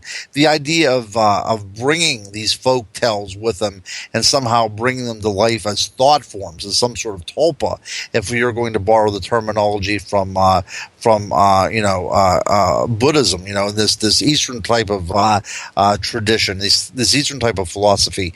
The idea of a folk, this idea of a thought form being able to manifest. If enough people think about something and believe something, that this kind of thought energy can take form and live independently of the person is very interesting. I think that does happen. That does have some credence in certain type of folklore situations, but in the world of the fairy, it is just vast. It is too vast of a mythology around it to be denigrated to just a thought form. Where do wood nymphs play into this? And the reason why I ask is I believe I did tell you the story, but I'll reiterate it for our new listeners, that over late summer, I was on a walking trail around one of the lakes around my house, and my little guy and I were doing a little bit of geocaching, and he was in the stroller, and I was pushing his stroller, and we started going downhill, when about 10, 12 feet away from us, I saw this creature. It had very thin legs, very thin arms, no head. The head seemed to be a part of the body. Kind of take a couple of steps on the path and kind of stop and beeline it right back to where it came from when it saw us. And this thing was maybe 18 inches tall. Do you think that was a wood nymph, or do you think that was something of the fairy realm? Well, the wood nymph, interestingly enough, is by definition part of the fairy realm as well. The fairy realm is made up of a multitude of different type of entities and creatures. Now, a wood nymph would be, something that would be taken from Roman mythology. This idea of these female wood spirits. The name Sylvan we get that as part of the this wooden nymph type of folklore as well too. So when we get the word Pennsylvania or Transylvania, that Latin word Sylvan relates back to an entity that resided within the woods. So there was a belief Paracelsus as well, in the Renaissance, had an understanding that the world was populated by intelligences. For instance, the watery realm of the oceans was inhabited by a fairy with the name of an undine, which looked remarkably like what we would consider a mermaid. And of course, your favorite character that inhabited the subterranean world was the gnome, and that was just an intelligence of the underground dwelling creatures. So the idea that our whole world was enlivened with all these different type of elemental intelligences is something that is quite an ancient tradition. So whenever you're saying that you saw a wood nymph or a fairy, that's basically one and the same. And the name wood nymph is actually taken from, would just to be a term the way that the Romans would have associated that as part of their thinking about how the world of the fairy worked. But so each indigenous culture would have a different name for that experience. Wood nymph being one of them, and somebody else might have the idea of a puckwedgie in First Nations. But it's all very interesting, though, isn't it? What you had seen could indeed have been what the ancients would have called a wood nymph. I have done a lot of research with psychics before. And one very interesting psychic who was actually on the program with me before, Leah Madden, she claims that she had seen a satyr in a tree, a little half person, half goat, the legs of a goat, with the prerequisite ram horns on its head, and she claims that she had seen one of these in a forest. So it's very possible that these creatures are still lurking around. Maybe they are indeed intelligent caretakers of different pockets of woods around the world. But people are still seeing these things even to this day. I mean, that doesn't sound like people. I think if somebody has seen something like a satyr or seen something like a wood nymph, they're less likely to come forward because it doesn't make any sense. These should be things that dwell nowhere else but then in superstition. But remarkably, they seem to be actually dwelling even to this very day in the very real world. I guess the reason why I ask, one of the things, and this only happened within a couple of split seconds, but one of the things I remember from this sighting of this weird, strange creature, Ron, was that it was blurry and it was not clear. Have you heard that before? And if so, why would it be blurry? Yeah, constantly. I hear these stories constantly about these creatures being blurry, not only on camera or on, game trail cameras, but actually, in person, appearing before somebody's eyes. These creatures are blurry. Now, why is that? Well, there's several ways that this could be happening. I'm doing a lot of research on infrasound to see if there's a way that a creature can manipulate somebody's thought processes by without having to come in contact with them. Now, from an evolutionary point of view, that would be a very good territorial trait to have, because you could be confrontational with something rather than being in direct conflict with it. So is it possible that infrasound is able to manipulate somebody's, not only their feelings, but maybe even their emotions, their very perception of the world around them? The answer is absolutely yes. Infrasound can do all this kind of stuff. And how do we know this? Well, infrasound has military applications. So we know that the military has experimented with infrasound, and we know that it can indeed produce the feelings of paranormal, paranormal feelings. It can produce feelings of paranormal feelings. So with that being said, infrasound might be being used. Now, there's also the possibility that these creatures are able to, as some sort of camouflaging technique, go from from an ultraviolet spectrum into a different type of infrared spectrum, or something like that. It's very possible that they are able to shift within the certain light spectrums with our human eyes see. That would be very effective as well too. But when we think of fairies with wings, there are a lot of researchers that state that these ideas of wings don't actually exist.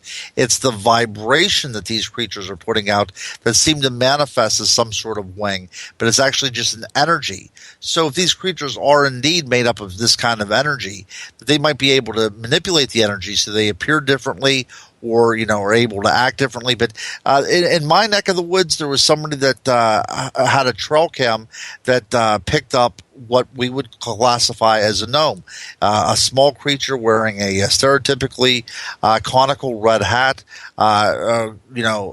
hauling very quickly, running through the woods. People have had the subject analyzed, and it seems to be moving at a very, unnatural speed, something like 400 feet per second or something along those lines. But again, a very, very blurry image, and that just might be the way these creatures are seen within our world, because the light spectrum that they put off is different than what our eyes can pick up. That blurry situation still trips me out. Even after listening to your explanation, it's still kind of interesting to me that it makes me wonder, to the point, and even including Bigfoot on this one, whether or not these creatures have some sort of telekinesis where they can tell that they are around, or whether they are actually in a very thin yet different dimension that makes them look blurry. Because we have talked about it recently on this show about why Bigfoot is always blurry, whether it's video, whether it's cameras. People aren't that bad of photographers or videographers. People are doing it every day, Ron. That's right. And people are talking about with Bigfoot what they call pixelation, that it seems like this creature is materializing and dematerializing in certain areas, almost like, the pixels on a video game. It doesn't look like it's part of this world. I've done some research in Scotland as well too. I was fortunate enough to do some hands-on research over there with the Grey Man in the Scottish Highlands. And the people over there report this as a very foggy type of figure, as if it does not really have any corporeal type of essence to it, that it's straddling the line between physicality and metaphysicality. It might indeed be, whenever we talk about that veil, being thin at certain times of the year, we might be looking into another world from time to time, and it seems blurry simply because it's not quite in our dimension, on our plane of existence yet. That's very plausible. Let's get to another question here. And this one comes from Stephen in Australia. So, Steve, I hope tomorrow is looking good for us. Absolutely, yeah. Because he is in tomorrow. That's right. That's always good to talk to people from Australia, because they promise that there will be a tomorrow. Exactly. And he is asking, has there ever been any real conclusive evidence of fairies being caught on camera? The Cottingley fairies back in the Victorian period, this was the famous one that Sir Arthur Conan Doyle got involved with, and Harry Houdini got involved with, and the girls apparently on their deathbeds proclaimed that these were nothing more than cardboard cutouts displayed and then photographed. By me looking at the photographs, it does indeed seem to be that these photographs were fabricated, probably not by children. They were probably done by adults, and the children were even unwitting participants in this hoax. But as far as definitive evidence of a fairy being captured, I have never heard of anything. Now, you and I, my friend, we have discussed this. We have actually interviewed people together who claimed that they had, unquestionable evidence of fairies, but that evidence never has, come to fruition. So, that's the thing. We are in the world of the paranormal, so extraordinary claims is going to require extraordinary evidence. I believe in this kind of stuff. I've devoted my life to it. It's a passion of mine. But again, I have to be skeptical, because if I'm going to be a good researcher, I can't take every story on face value. I would love to see complete and utter, evidence that proves beyond a shadow of a doubt that the fairy world exists, but I've yet to see that. So to answer our friend there in Australia, there has never been definitive proof of a fairy being photographed on tape or photographed or videotaped that I know of. However, that being said, your daughter had come pretty close to photographing something that could be classified as a fairy. I mean, that it appears from the evidence that I've seen that something is going on that cannot be scientifically explained. For those that don't know, Dave's daughter was just fooling around with a camera, and it appears that she captured something flitting behind her. It looked to be an animate object. It looked to be a living object that basically sashayed across her room. I also, in my research, I've seen not a figure, but I've seen a light flicker on, almost take on a life of its own, and then flicker off almost as suddenly as it has come in. And if we look at the historical evidence, the idea of the will-o'-the-wisp, which was a fairy light, popular in the Middle Ages, fairies often have manifested themselves as light energy. So this is still within the fairy tradition. When it comes to video footage and people taking videos, and with CGI, with every sort of make of programming that's on the computers now, Ron, how hard is it to make that research look whether or not it's real or fake? Oh my goodness, it is getting more and more. It's almost getting to be the impossible. And whenever we have video evidence or photographic evidence, we also almost have to treat this like a courtroom case and interview the person giving us the evidence, because we'll have to determine whether that person is capable of manipulating such a hoax. That's a very good question. So whenever we're in the 21st century, when we look back at the 19th century photographs of the Cottingling fairies over there in England, there's a world away of difference. You can do things now on a laptop with Photoshop that George Lucas could just dream about whenever he was making Star Wars. So we can do some pretty cool things. And that's the thing that we have to watch out as paranormal researchers, because paranormal television shows and movies are so much a part of our daily lives. People want to see these kind of things. People want to do, these shows and to see if they're able to capture anything. And there's going to be people out there who are the P.T. Barnums of the 21st century who will provide the public what they're clamoring for, and sometimes that stuff is not true or real or genuine. Just fabricated pieces of trash to make a buck. So when people are having these videos taken or think they may have captured something, what should they be doing with that evidence? How can we keep it from getting blurry, or how can we keep it from, getting into the wrong hands?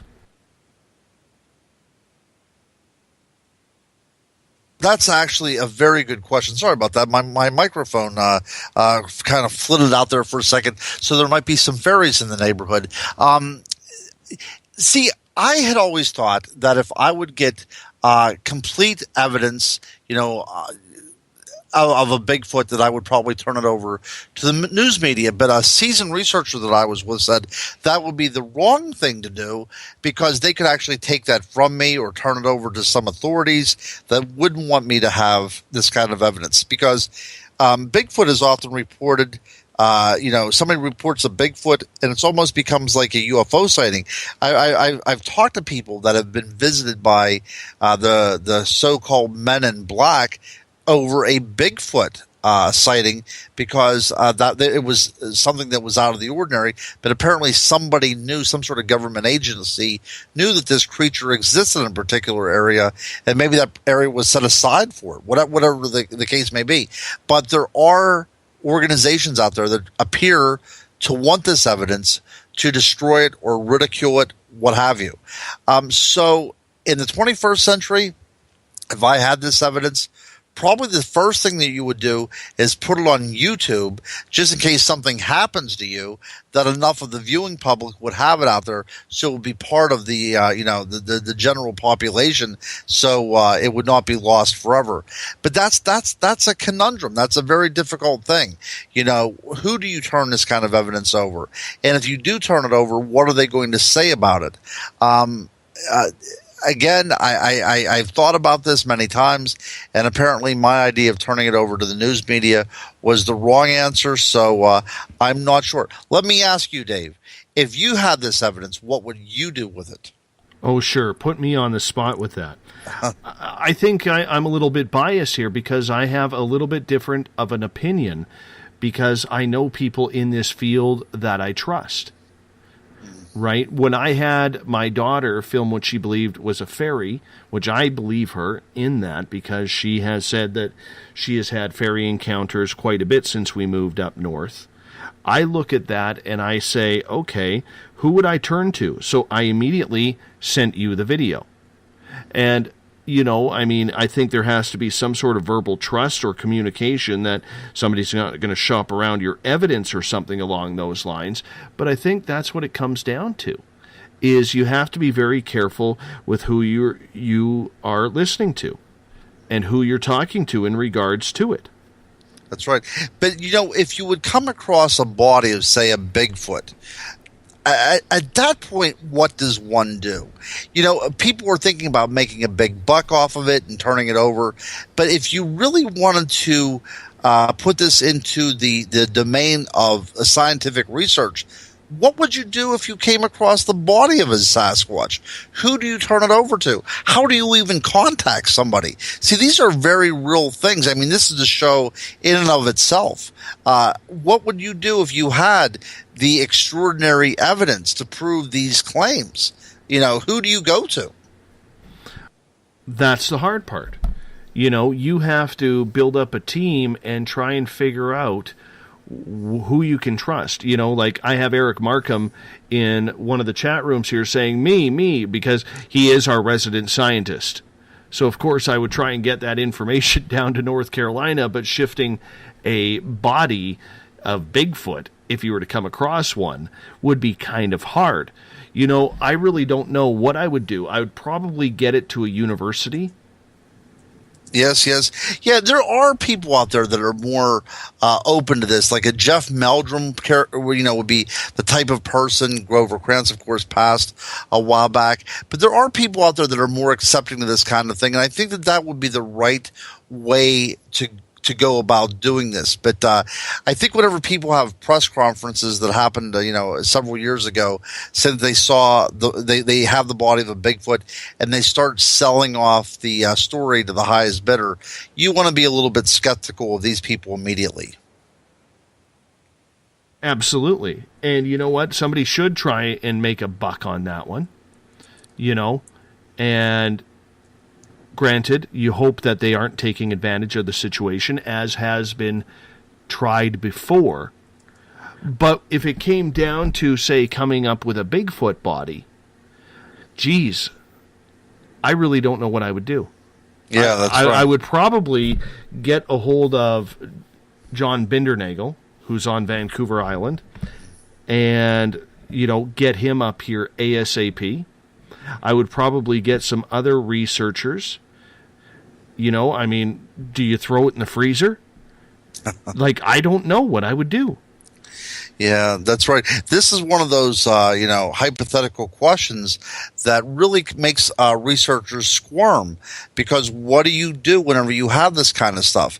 And we've heard so many stories about, government agencies wanting to come in and stop it or suppress the evidence. Yeah, for instance, what happens if you came across an alien body? That really, change the entire scenario at this point, because then you have to fear, agencies that really want to keep this. I think you and I both agree that governments know that there are visitations going on.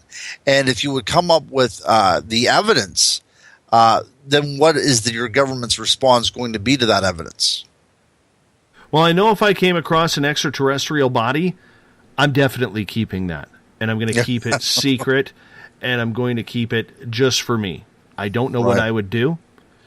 I would absolutely, I wouldn't tell anybody about it, and I think that's a different case than Bigfoot, because if you have that ET body, the living hell you are about to cause for yourself with government agencies and interviews and being hauled off, your family being hauled off.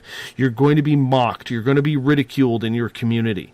There's a lot that can go wrong with that. And I wouldn't want to take that chance. Agreed completely on that.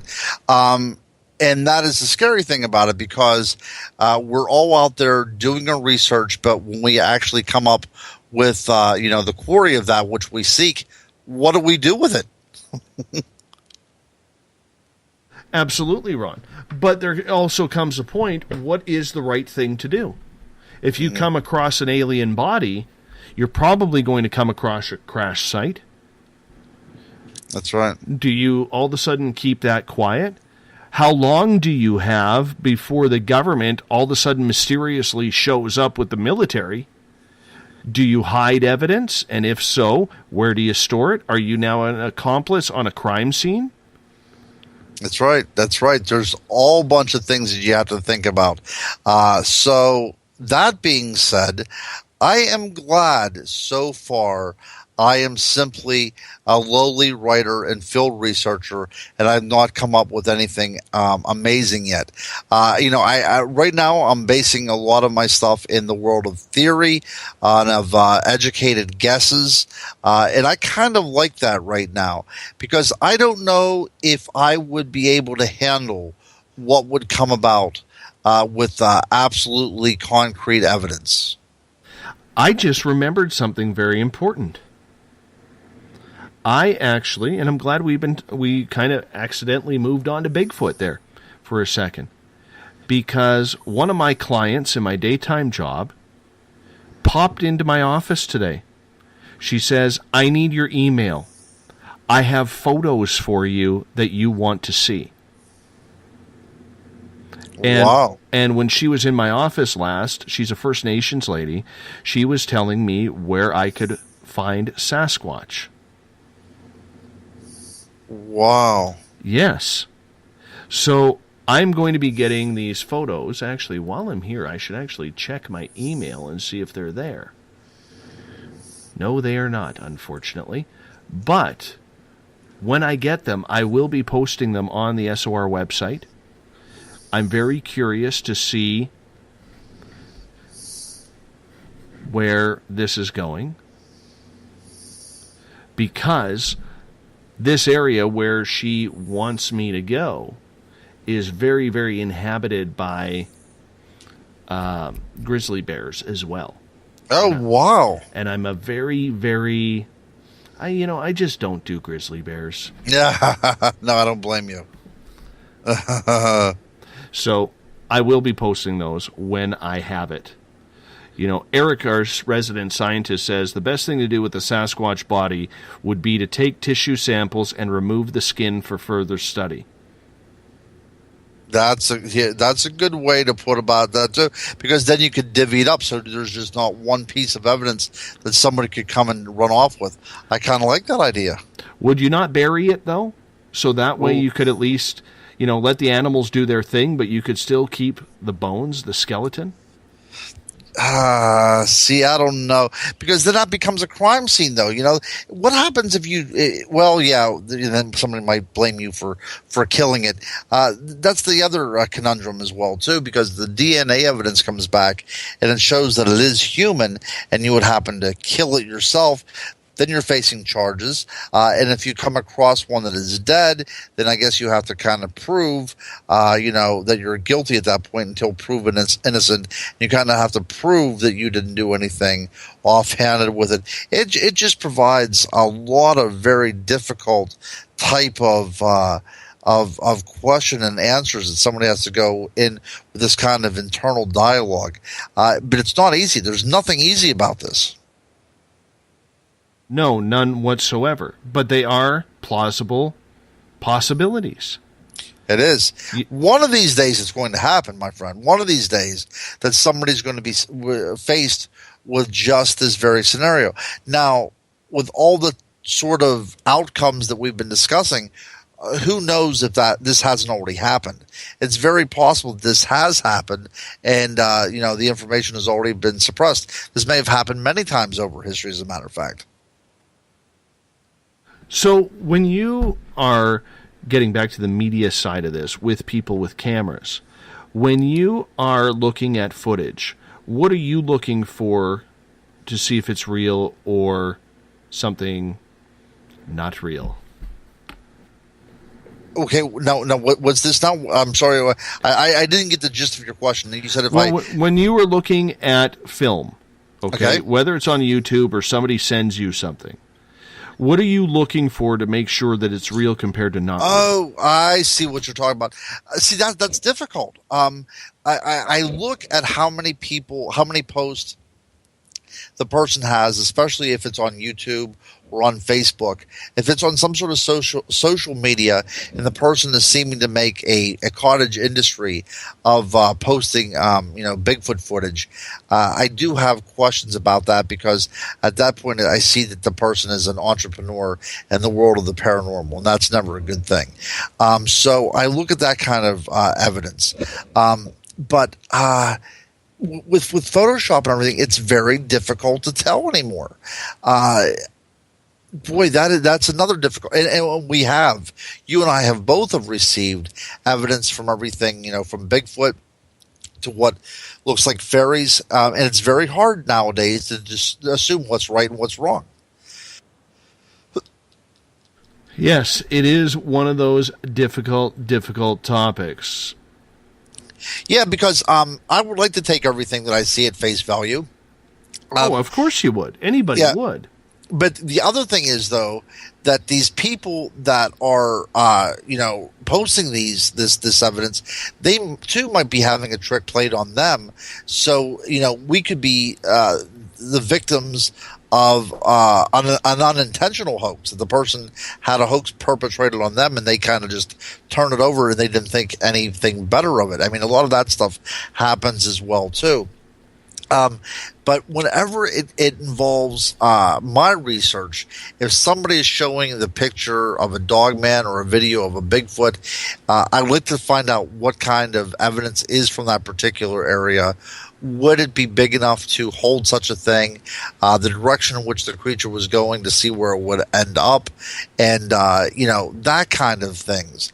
If it's in a residential area and it's a picture of an 8-foot tall Bigfoot, walking through somebody's backyard, that might be a little bit more difficult to swallow, because this creature would have to have some place to hide.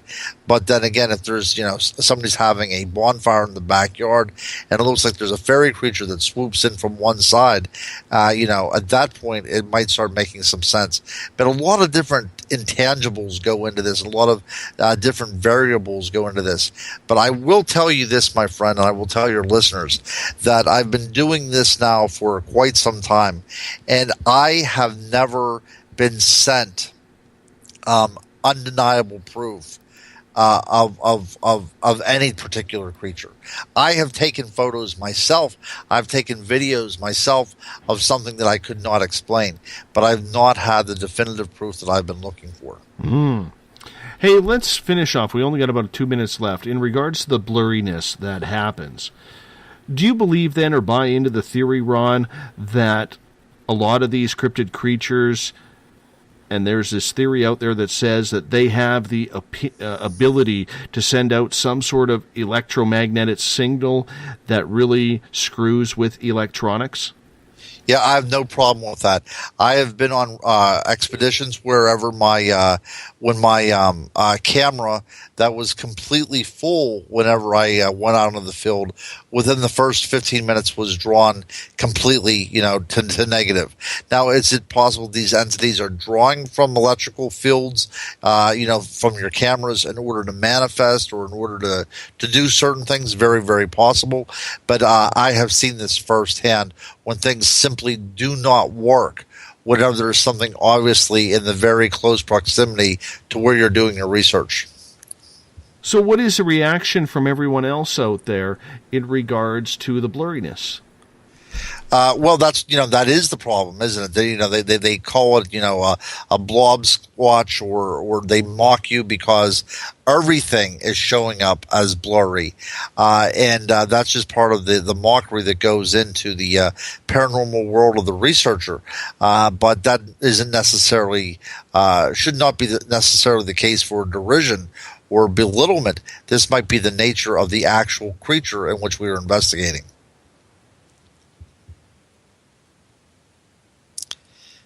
But again, as I've said, this is a very difficult subject, I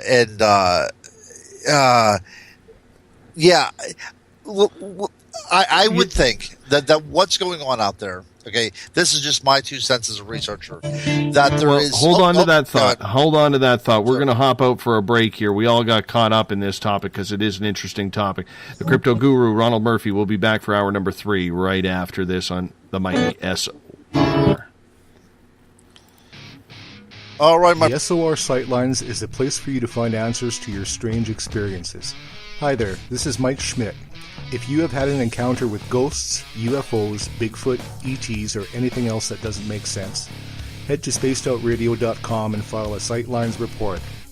All information you give is 100% confidential, and I will personally help you find the answers you need. SOR Sightlines, your answers are a click away.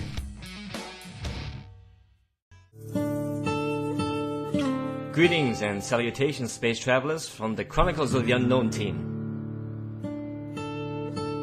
What is Chronicles of the Unknown? I keep hearing about this thing. It's a new paranormal reality TV show based right here in beautiful British Columbia, Canada. Follow our team as we uncover claims of activity on the Caribou Gold Rush Trail. You can also follow us here every third Monday, where 2 members of our team will be available to answer your questions. We'll give you some equipment updates and some of our experiences on the road, right here on Spaced Out Radio. Hi there, I'm Butch Witkowski, lead investigator with the UFOR On the final Monday of every month, you can listen to me and host Dave Scott on Spaced Out Radio's Strange Days. We're going to get to the heart of the matter when it comes to what's happening out there. People are seeing and experiencing things from ET contact to Bigfoot, and I want to hear about it. Your experiences are what we investigators need to help solve these unknown mysteries. So tune in at spacedoutradio.com to the final Monday of every month from Butch Witkowski's Strange Days. Visit purpleplates.com today. For over 40 years, the Purple Energy Plates have been delivering amazing results for their many customers. Inspired by the great genius Nikola Tesla, the harmony, healing, and energetic effects of the plates have proven over and over to be beneficial and often miraculous to thousands of customers. With their money-back guarantee and the many benefits, how can you afford not to get one? Check their site for daily specials and choose from their many energy products. You won't be sorry. Visit them today at purpleplates.com for mind, body, and spirit, and expect a miracle. This is your medium, Joanna, from Spaced Out Weekend, 2 mediums and a large. I would love it if you would come and join us with host James Tyson every other Sunday on Spaced Out Weekend. Together, we will take your calls and your questions live. Our goal is to provide you with a positive outlook on deep questions that you may have. Questions regarding love, relationships, money, or whatever else is on your mind. Come and check us out at spacedoutradio.com. Have you checked out the SOR Spacewire at spacedoutradio.com yet? Every day we post the latest stories regarding the weird, strange, and completely unbelievable. From cryptid and UFO sightings to the conspiracy world, we tackle it all. Hi there, I'm Eric Markham, Spaced Out Radio's news director for the SOR Spacewire. And if you have a story, I want to hear it. Email me at news@spacedoutradio.com. Patrolling the Pacific Northwest, we are always on the lookout for the strange and unassuming stories that real people are experiencing. Hi, I'm Vincent Zunza from Pacific North Weird. Me and Alexandra Sullivan have teamed to bring to you those odd stories that never seem to make it into the mainstream. Stories so weird that will leave you scratching your head wondering, is this real? It's as real as it gets with Pacific North Weird. You can watch our videos right here at spacedoutradio.com. Become more intimate and interactive with Spaced Out Radio. Join our Space Travelers Club with your new membership. For $5 a month, we'll provide you with special access to the website, monthly prize draws from books to psychic readings, along with monthly newsletter, private interviews, and more. Sign up today to be part of Spaced Out Radio's experience. Every month on Spaced Out Radio, we look into the deep and dark reports of cryptids roaming around the world with me, Rob Morphy, from Cryptopia.us. I would love it if you would join me and host Dave Scott as we delve into the most arcane stories and reports regarding creatures of the unknown. My job is to hunt down the details and bring the evidence forward to you. These aren't your regular Bigfoot stories I'm talking about either. You can find out more about crypto history at spacedoutradio.com. Looking for a place to advertise at a very reasonable cost? Look no further than Spaced Out Radio. SpacedOutRadio.com has an advertising tab that you can click to check out our daily, weekly, and monthly packages to play on the radio, or our website including social media. From commercial spots to banners, we have it all. Check out our competitive pricing today.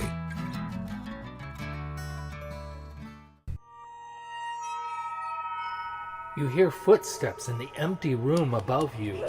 A rocking chair begins rocking by itself. Don't be afraid of the things that go bump in the night. Reach for Spirit Storybox, the iPhone app the Huffington Post UK called the only ghost hunting app you will ever need. Spirit Storybox. The spirits are telling their stories. Are you listening? Strange creatures lurking in the night, the sounds of wood knocking in the forest, odd happenings right out of a fictional world. These are the reports I love. Hi there, this is author Ronald Murphy, and I would love it if you join me and Spaced Out Radio host Dave Scott the second Wednesday of every month on our journey into the unknown land of cryptozoology at spacedoutradio.com. From Mothman to Frogman and everything in between. Hey, they don't call me the crypto guru for nothing. Did you know that Spaced Out Radio runs 7 days a week? Hi, it's James Tyson from Spaced Out Weekend. Every Saturday and Sunday night, starting at 9 p.m. Pacific, midnight Eastern, you can join me and my guests for some great chatter about what's going on out in the universe, or even in that dark part of the basement you really don't want to go back into. Well, let's find the answers to your experiences together. So come on up to Uncle Jimbo's cabin on the weekend.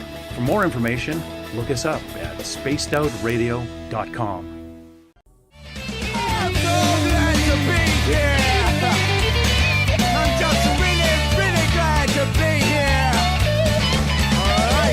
Would you like to connect with us on Spaced Out Radio? Head to spacedoutradio.com to check out the latest shows, guests, and sponsors. And don't forget to sign up for the Space Travelers Club. You'll find all you need at spacedoutradio.com.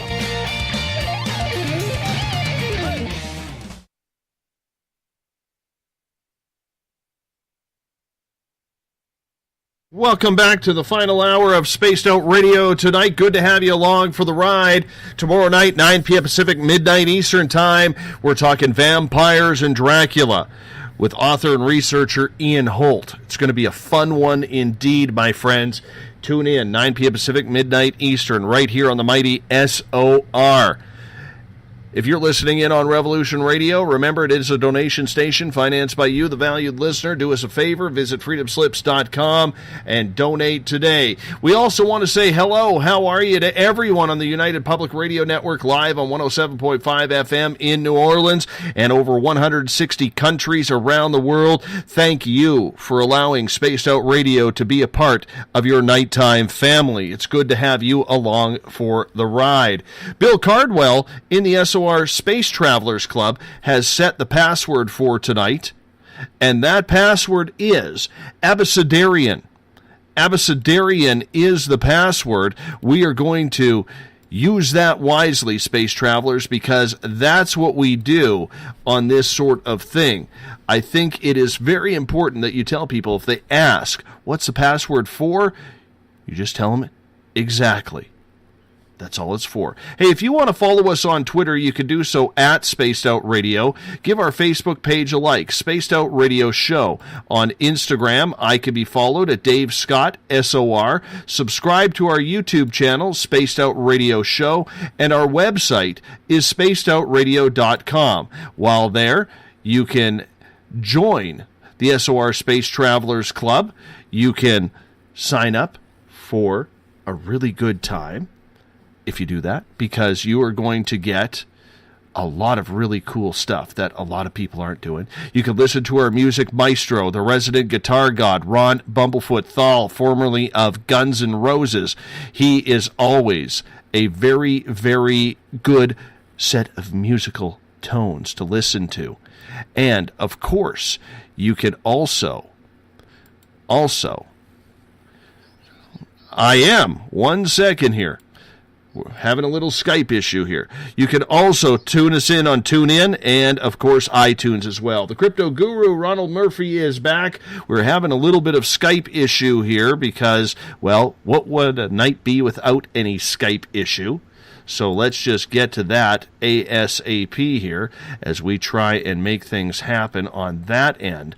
Ron, we're going to try and bring in the other studio here as well, because we seem to be having some sort of snafu happening here. So just bear with me for 2 seconds and see if they want to come in and play. No, they do not. Oh, well, that's just the way it is. We'll continue on with this interview and keep things going. Right before the break, we were talking a lot about finding a body and getting trail cams and the whole blurriness of everything. Eric has a question for you. He is asking, Ron, has the advent of adventure cams like the GoPro helped any in gathering evidence?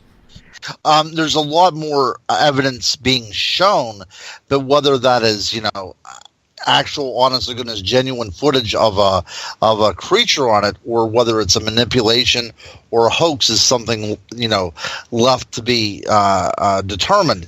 But there is, yes, with the proliferation of these body cameras and dash-mounted cameras, you are seeing a lot more evidence being procured and a lot more evidence being shown. At least it's being shown, and I believe that, especially with drone technology, that real evidence will be eventually uncovered, I would say, within the next 4 or 5 years. Do you think the drones have that much ability? I think that they have the ability of getting someplace where people walking cannot get to, especially if the creature is trying to remain hidden. An elusive creature has to know an area pretty well and try to remain hidden. So if you go above and beyond, the parameters of that particular environment, it's very possible that we're going to get evidence of something, that is trying to stay hidden, and they just simply forgot about eyes in the sky. Mm-hmm. The reason why I ask that is we are becoming so computerized and so visual with the technology that is out there. And I do believe that a lot of it helps. But getting back to the whole blurry part of everything, add to the fact that a lot of these cryptid creatures seem to have this innate sense to be able to skip around or knock out the batteries of these game cams. Are they worth setting up? That's another good point. If these are terrestrial animals, yes, indeed, because they're going to follow a routine. There's going to be a behavior, and any animal that has a behavior and a territory will eventually be captured if you have the right kind of equipment out there. However, now, if these animals exist in a different realm or in a different dimension, or if they are some sort of ultra-terrestrial, this interdimensional beings or an extraterrestrial, then I would say the possibility of them being captured on conventional film might not happen. If they're able to manipulate the light waves in which they put out, or if they exist in a parallel type of universe where they dwell on a different type of spectrum, then we may never get any kind of evidence of these creatures because we simply do not have the physical capabilities to do such a thing. Let's get to another question from our audience here. This one comes from Steve in Australia. He says, just wondering, Ron, would Bigfoot show up on a thermal imaging camera? If so, would this be a better way of finding him? I've seen great evidence shown up on a thermal imaging camera. I've used them before in the past. They, to me, were very difficult. I'm not a technological person, but to me, they were a difficult thing to use. They can't be handled in all light settings, at least the one that we were using. It just seemed more of a hassle than a help. But there's a lot of really good ones out in the field that are showing great amount of detail. And I have seen ones that were so particular that it looked like you could even see fingers on a hand. People have claimed, and the evidence is out there that seems to show a thermal imaging camera picking up a Bigfoot on it. I think that if you're dealing with an animal or an entity that can manipulate different type of light waves, or it can manipulate its environment, or it can go from one state of being to another, it might be the best thing as a researcher to look at, more unconventional ways of doing it. And one of those unconventional ways would be using a thermal imager. So I say, if you are an investigator and you're using it, keep on using it, because yes, indeed, that may be the way to do it. That may solve all of these problems, because if you're using a thermal imager, you're going to be less likely to get something that's considered a blob squatch on it, because you're getting a different type of heat signature. I'm just wondering, though, if these cryptid creatures have a way of detecting it, though. I know when I've talked to Mike Johnson from Rocky Mountain Sasquatch, he was basically saying that he doesn't even bring out his trail cams anymore, because every time he does, the Bigfoot that he is interacting with will literally pick it up and put it on the ground, and there will be no shots of it whatsoever on that camera, even though it's been handled. Wow. Yeah, so what do you do about something like that? That it looks like something might have been even invisible whenever this kind of thing was going on. But if something is invisible and it's able to manipulate its environment, then I would assume that it's putting off some sort of signature in order to do such a thing. So a FLIR might be the way to do it. But getting back to the idea, if these things can sense certain types of camera or certain type of apparatus, if that's being done, then all these questions about collecting evidence is useless.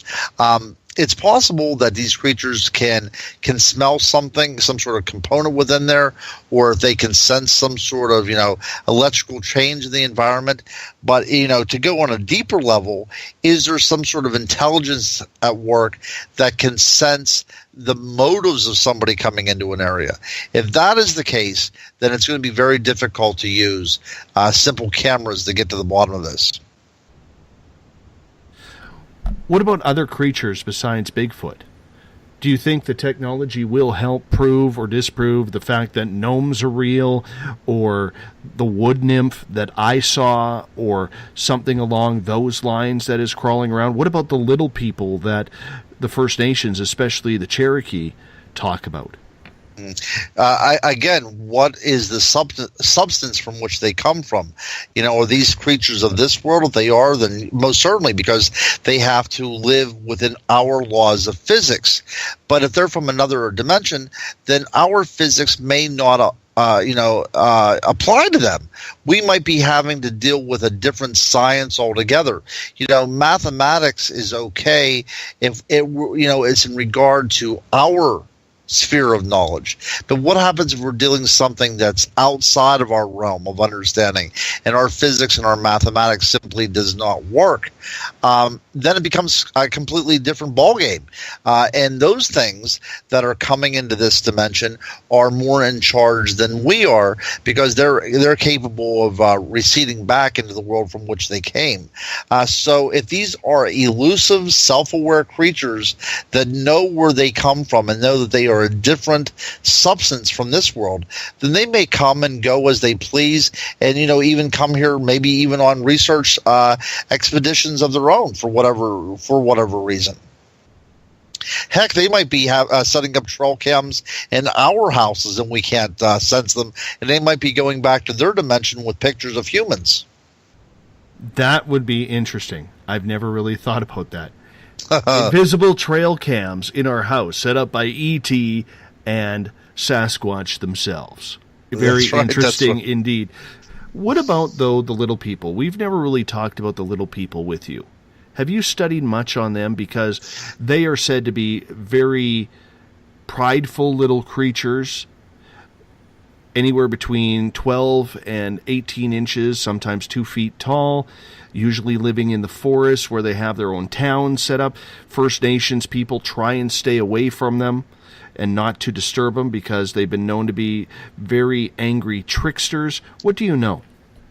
Well, if we look at the Polynesian culture, like the Metahuni over there in Hawaii, some linguists assume that they are called little people because there is there's an attitude of superiority and inferiority. So this was a culture that was biased towards those that were considered the chiefs or the chieftains or those that were in charge, and they looked at those people that were inferior to them as the little people. So it had nothing to do with stature. I mean, that's one linguistic way to look at it. I don't particularly buy into that, because part of the Hawaiian mythology is that these creatures are indeed small humanoid type of creatures. So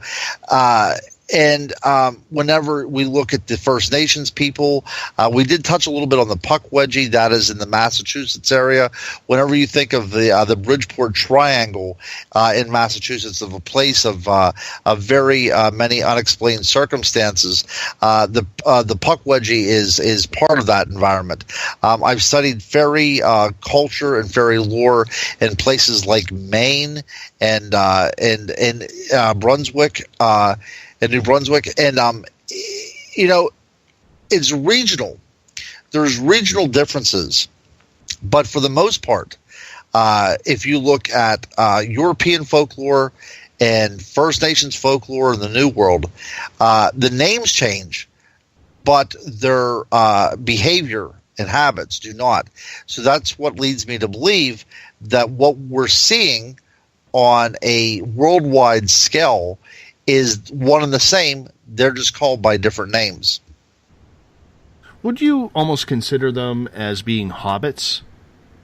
Well, that is, like, if you look at what happened in the Indonesian area with the little creature that we now term a hobbit, the Homo florensis. We called it a hobbit because that's what seemed to be very close to, and it would make a cool name, and the common person could kind of relate to it. But it does indeed seem to be that the ancient world in which anatomically modern human beings inhabited, and these so-called creatures called the Hobbit inhabited, also was a very Tolkien type of world. There also appears to be giants there. There are other types of humanoids, the Denisovans, the Neanderthals, and possibly another type of Homo sapien may have all existed at one time. So I think it was very close to and appropriate to use Lord of the Ring terminology, because I think that if you would go back, maybe 10, 15, 20,000 years ago, this world that we live in would have been populated by a lot of other Homo sapiens that look very, very different than us, giants and dwarves and things that we would call elves. I think all did very much live at one time, and this might be cultural folk memories that we bring with us even to this day, which is the reason why Europeans have this kind of mythology, and the First Nations have this kind of mythology. But when it steps out of the realm of folklore, whenever it steps out of the realm of collective unconsciousness, is whenever these things are leaving tracks behind, or people are seeing them to this very day. That's whenever we have to deal with something that is tangible. And that's what makes my job so interesting as well, too. Because I love folklore, but I also like the idea that these things might be actual creatures interacting with us in our environment as well. Do you then buy into the theory that the little people are evil? I'm not going to say demonic, because they aren't reported as demonic, but evil, upset, just want to be left alone, and if they're disturbed, they will react to it? Yes. Oh, yeah. Well, I don't think it's really a matter of good and evil, and I'm glad that you clarified that. But a part of the medieval terminology for this was there was two different types of fairy courts. There was a Seelie court, which were the fairies of the blessed, the fairies of light, and there was the unseelie court, which were the dark fairies and the malicious fairies. So if we would look at an animistic type of understanding, there was the beneficial fairies, and there was the malignant fairies that existed out there. And they seem to be both at war with one another, and sometimes humanity would become involved in that war one way or the other. Sometimes we simply walked off the trail and we went someplace we shouldn't have went to. But there's stories throughout, history of fairies helping out around the house, sometimes acting very much like poltergeist, moving objects. There you have the idea of the leprechaun in Ireland, and you have these various other types of fairy creatures that are cobbling shoes and sometimes even milking cows. And then you have these other creatures that are, pestering the livestock or milking the cows so nobody would have milk in the morning. So you do seem to have these creatures that interact with humanity very precariously, and very with ambivalence. Some of them are helpful, some of them are hurtful, and it just depends on the personality of the particular fairy that you're encountering. So when it comes to First Nations folklore, legends, and stories that have been passed on, how much stock do you as a researcher put into them? Because these are stories that have been going on for centuries. And it's not just Bigfoot, it's not just the little people, it could be everything from the land to the star beings to Dogman himself. That's right. So whenever we're trying to lay down a precedent about what's going on, we definitely look at history, and we want to find some sort of continuity.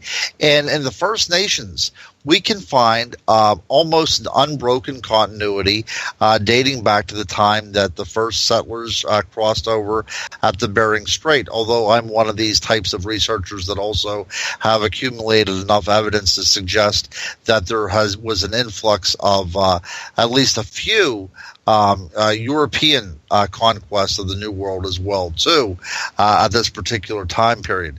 So it seems the New World was an influx, almost like a crossroads of a highway of people coming from the east and people coming from the west and bringing their type of culture and traditions with them. So I look at First Nations as a cultural memory of what happened whenever the colonization colonization of the New World first began, and also within that cultural memory is the oral tradition that has went unbroken for nearly 10,000 years. Which, where else are you going to get that? I mean, this is a great type of evidence for a researcher, and to discount anything that comes from First Nation mythology or First Nation religion is to show that you are very ethnocentric, and quite honestly, this is a racist type of mentality that a lot of researchers fall into. That this is a primitive people, so their beliefs and their systems of worship cannot be believed. But it's very possible that these are, cultural memories of fairy creatures that have been with us since we first left the savannah in Africa. What about gnomes, then? These people in my audience, they're cruel. I know they are. Sometimes. Ron, they bug the living crap out of me when it comes to, literally, garden gnomes. Yes, that's right. Right? That's right. And... yeah. They are posting pictures every day, harassing me like there is no tomorrow. Are garden gnomes real? Garden gnomes are no, they're made out of ceramic, Dave. But the idea of gnomes is very real. It goes back to the time of alchemy. Whenever they were trying to find the sorcerer's stone, and the gnome was something that existed and could help you as an intelligence in discerning how to turn base metals into a precious metal. But if you would go back even farther in history than that, the idea of there being a figure that dwelled underground that appeared to be human goes back well into the very beginnings of who we are as human beings. So the idea that if you guys can drop this call, I'll get you in the server. Hello? Jer, we got you on live. Jerry's helping us out to try and hook back up with Revolution Radio here. This is not live. You got to drop this call. Never mind him. Don't worry about it. I'm not dropping you for them, Ron, so obviously it's not going to work, so no worries about it. Anyways, let's continue on here in regards to the gnome factor. Are gnomes originally from here? Do you believe that they have been here from the beginning? I think that they have been with us as humanity from the very beginning. There's an interesting term in the Greek language called chthonic, and that means something that is of the earth itself.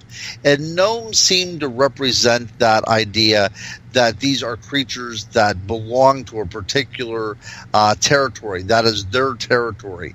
They hold claim to that.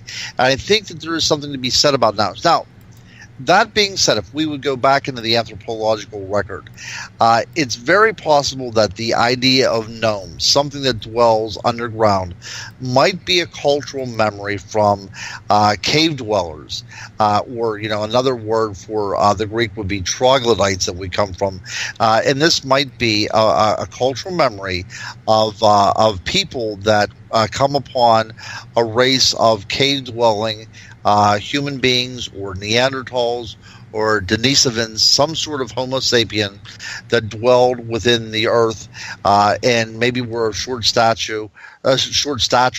And then the idea and the mythology of the gnome developed out of a very real contact with the race of people. For instance, whenever we talked about the Hobbit, the Homo florensis, if it was first encountered living underground of small stature, it may very well have come to the point that the mythology of the gnome is based upon very real creature, very real living being. And that's one of the things that I like to deal with in my research as well, is the idea that a lot of what we call monsters or or phantoms or what have you, is coming from very real world interactions with a form of human being. Very interesting. With the book that I'm writing right now on vampires, I was doing research into the idea of where these vampires may have come from, and I uncovered evidence of cannibalism in the Cheddar Gorge at a particular place called Goes Cave over in England, and this dates back to right around the this is the Paleolithic, but it dates back to about 12,000 years ago. Whenever they found archaeologists found the bones of humans right alongside the bones of animals that were butchered in the exact same way. Now, to take this to an extension even further, we know that human beings were doing this because, of course, that the bones were butchered in the same way by implements, but they used the skulls of the humans that they butchered as drinking vessels to hold blood. Now, there might be some sort of cultic activity involved in this, some sort of ritual associated with it. But I am going now as a researcher, looking back into ancient history to see whenever the, actual incidences and the mythology may have started to, inhabit a space that was very tenuous, but then grew out of actual cases to become a mythology, I should have said. But that's the kind of things I'm dealing with right now. If anybody reads any of my older books, like on Wild Man or on Dog Man or even on Ghost, I always start out at the Paleolithic and I move forward through time, trying to trace the development of these particular archetypes. And I think I do it effectively well. Even with mermaids, I start at the very beginning and move through time to see what we can uncover. These are creatures that we as humans need as much as they need us. And I do believe that everything that we talk about comes from an actual incidence. I think that there was an actual incidence for the wild man, for the mermaid, for the dog man, almost any type of cryptid that you can think of. Now, are we talking about an actual dog man, or are we talking about, some sort of symbolism or personification of an event that happened in our distant history? Well, that's still to be determined. But I do think that as part of the Jungian collective unconscious, that we as a human race have experienced all these different cryptids one way or the other, and we've brought them into the 21st century, and I'm kind of unraveling that puzzle to see where these frameworks for these stories were first laid out. It's very interesting indeed, because a lot of people get freaked out about this. I mean, hell, I'm one of them. I don't like the garden gnomes. They just trip me out. I don't, they're the one cryptid I'm just not comfortable with. I can honestly say that. They're the one cryptid if I saw one of them little bastards running around, I'd probably try and kick it. I would try and kick it because, they just weird me out. I mean, even the ceramic ones, man, they get me going. But a lot of people get weirded out by this type of situation. Oh, they do. Almost certainly. People are very uncomfortable to talk about this kind of stuff because it doesn't bode very well. If we say that there is a cannibal in our human closet, that's one of the skeletons in our closet, that most certainly did exist. Cannibalism was, endemic throughout the ancient world. But we don't like to talk about it because it is showing a darker side of our nature. It's showing what Carl Jung would have called the shadow. But you have to understand, you have to descend into the shadow, because in the shadow is where we find the mirror, and in that mirror we have a reflection of ourselves. So no matter what cryptid you talk about, whether it's real or imagined, that we are seeing ourselves in it. It means something to us. So whenever we look at a gnome, the reason why it freaks us out, and even people that have yard gnomes, I have yard gnomes, but the idea of the gnome freaking us out is a humanoid creature that can exist in a world that's foreign to ours, but yet they still seem to be part of our collective unconscious. So therefore, I think that they did, in some capacity, actually exist at one time. Absolutely, indeed.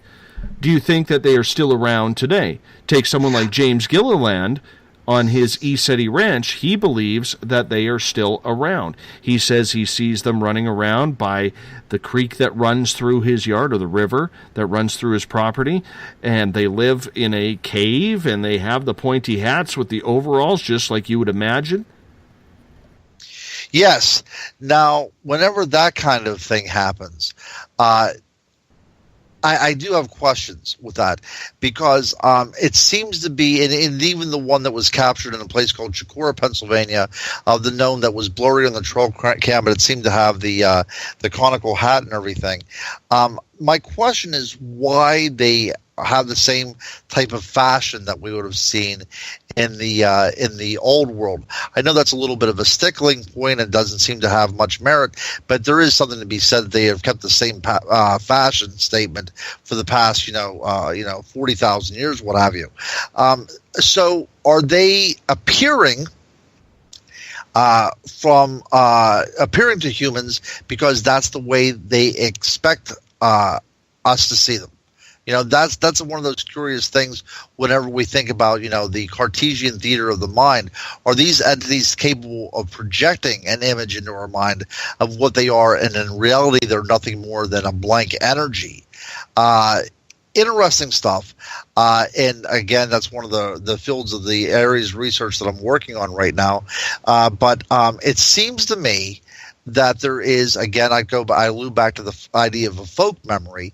There is a folk memory that allows us to see these things in a very similar way across a vast difference of time and space.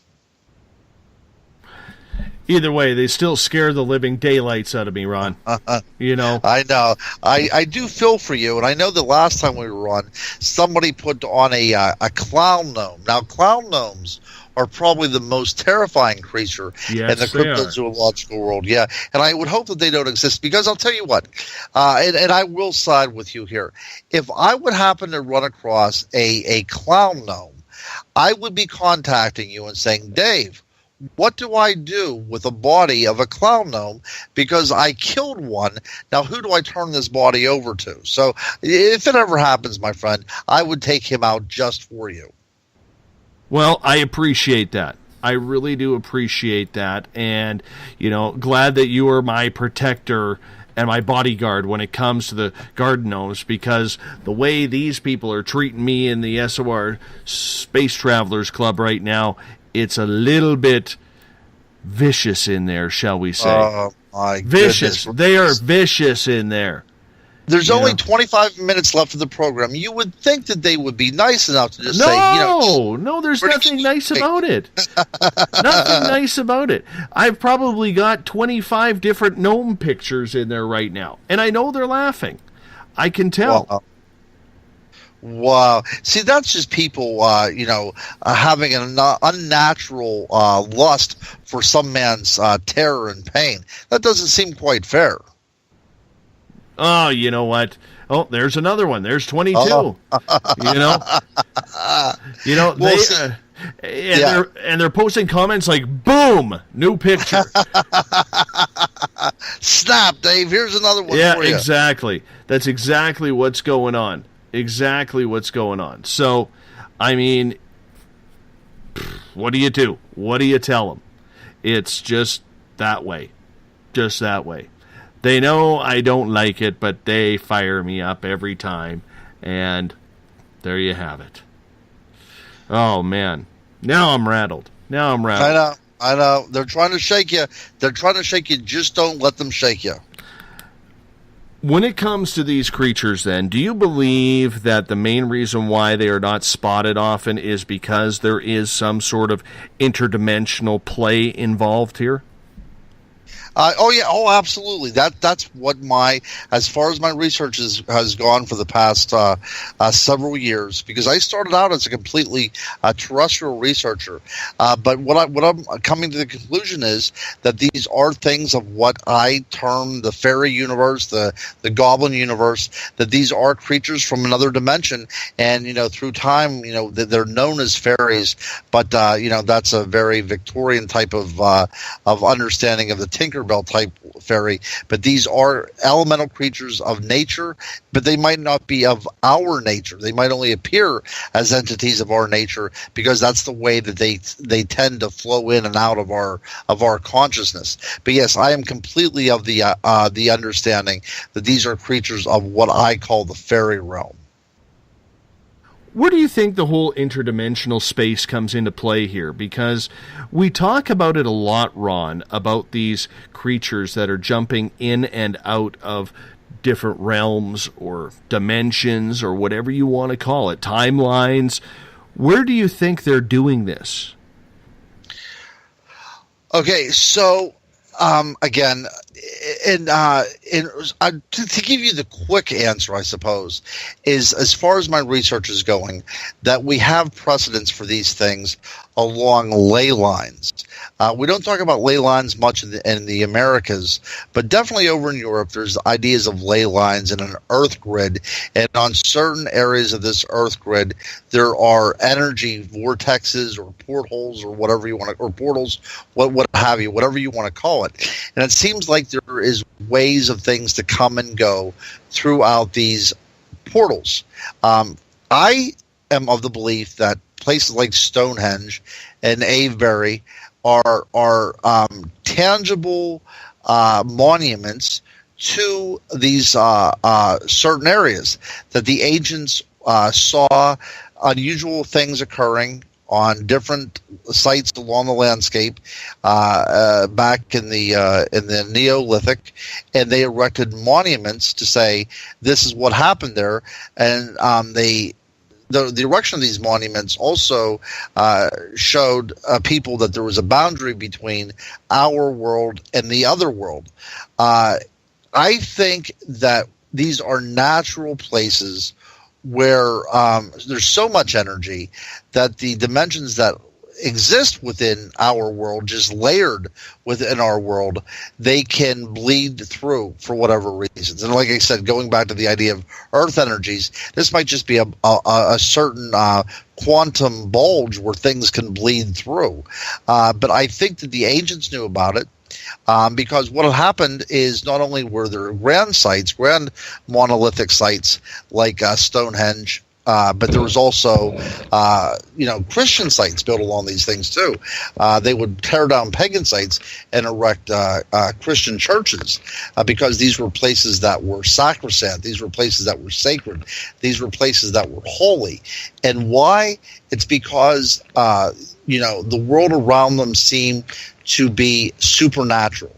And I am, again, this is part of my research, something that I'm still delving into, but I believe that that the earth energies are capable of opening and closing doors, whether it be certain times of the year or certain phases of the moon or certain astronomical conditions like thunderstorms. But occasionally these places open and close periodically.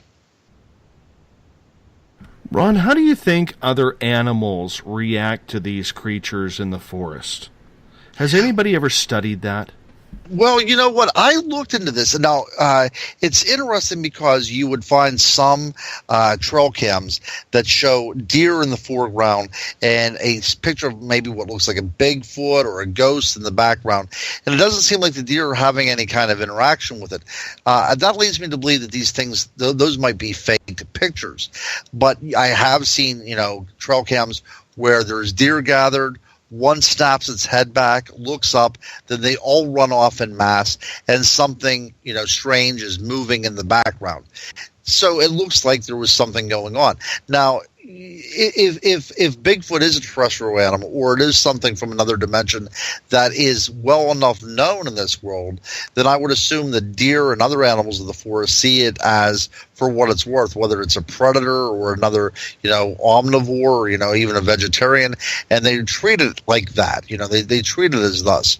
But I think that if these things are of nature, which I assume that they are of nature because that's where they tend to reveal themselves, then the natural world understands what the natural world is made of, so this would be nothing out of the ordinary. However, that being said, dogs do seem to react strangely whenever these kind of creatures are afoot. And that might be because we have domesticated them and taken some of the wildness away from them. But they say one of the best ways to witness a Bigfoot is on a horseback. And if you think of the Patterson-Gimlin film of the Patty Bigfoot there in 1968, that photograph, that piece of film was actually taken off of horseback. So it's very possible that animals can mask our smells, or that they seem just natural.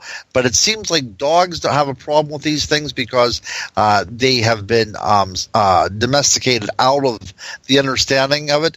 But other animals like deer and such don't seem to be very fazed by these things in a particular area. It's not like they move out of the area. Like I said, I'm finding tracks and things in one particular area where there's been ghost sightings, and my wife had saw something that resembled a Slender Man.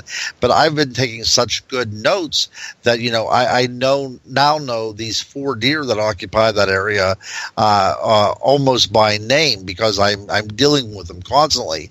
And even though the number of birds and the turkey flock that lives there as well too, and nothing is preying upon them.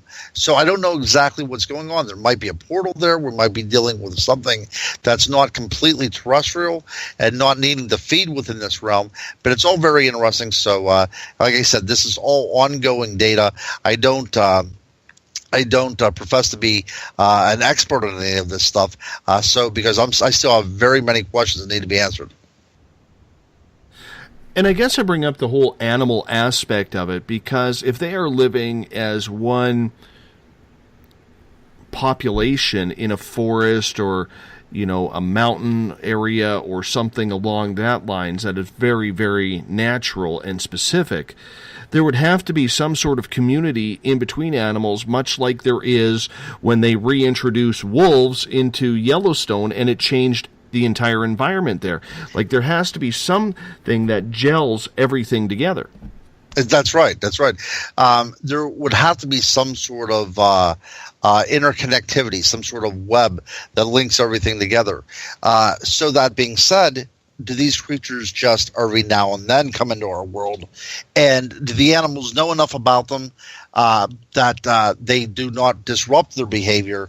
But the animals aren't there enough to actually infect the environment at large. That's a possibility. Or it could be that these creatures are of this environment and they're just elusive enough and there's not that many of them.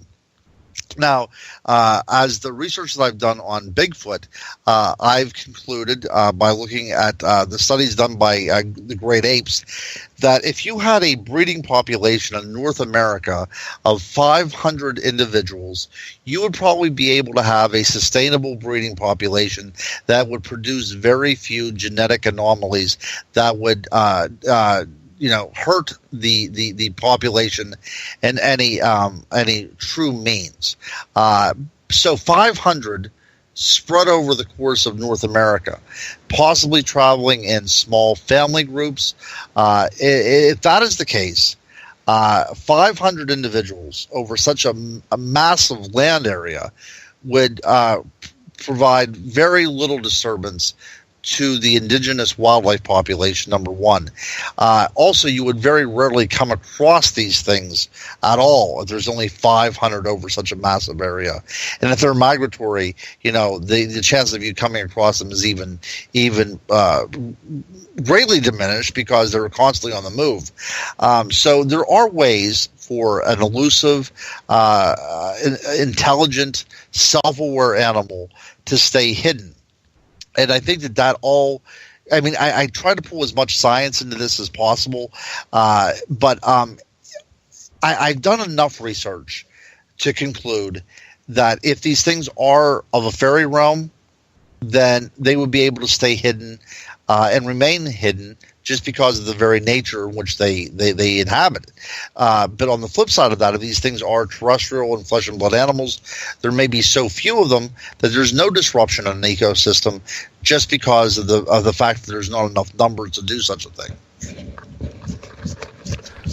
It would be amazing to actually be able to see some of these animals interact, and I'm surprised with all the trail cams out there, and yes, we're picking up all sorts of animals, that we don't all of a sudden see, let's say, a goblin with a rabbit or a gnome hanging around where deer are feeding. You know what I'm saying? Oh, without a doubt, that's exactly right. But that's assuming that we are talking about, predatory animals. And if they're good enough predators, then they might not leave any trace behind. But yes, I do understand exactly what you're talking about. You would think that there would be one trail cam, because trail cams are usually set up around areas where animals come to feed or whenever they come to drink. And so, why isn't there a picture of something being pounced upon? Or again, flipping back to what we had talked about earlier, does this evidence exist, but it's just been completely suppressed because, game commissions and governmental agencies would not want people to know at large these things exist, because that would cause a terrible outcry, wouldn't it? Well, that brings up another part where we've never gone with you, Guru, and that is, what do you think the government knows about any of this? I think that they know much more than they would ever let on.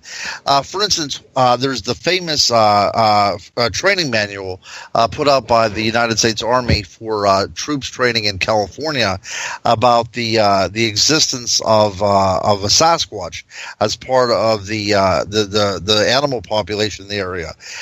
So I think that they do understand what's going on. In Western Pennsylvania, there was a Bigfoot reportedly seen occupying a junkyard of all places.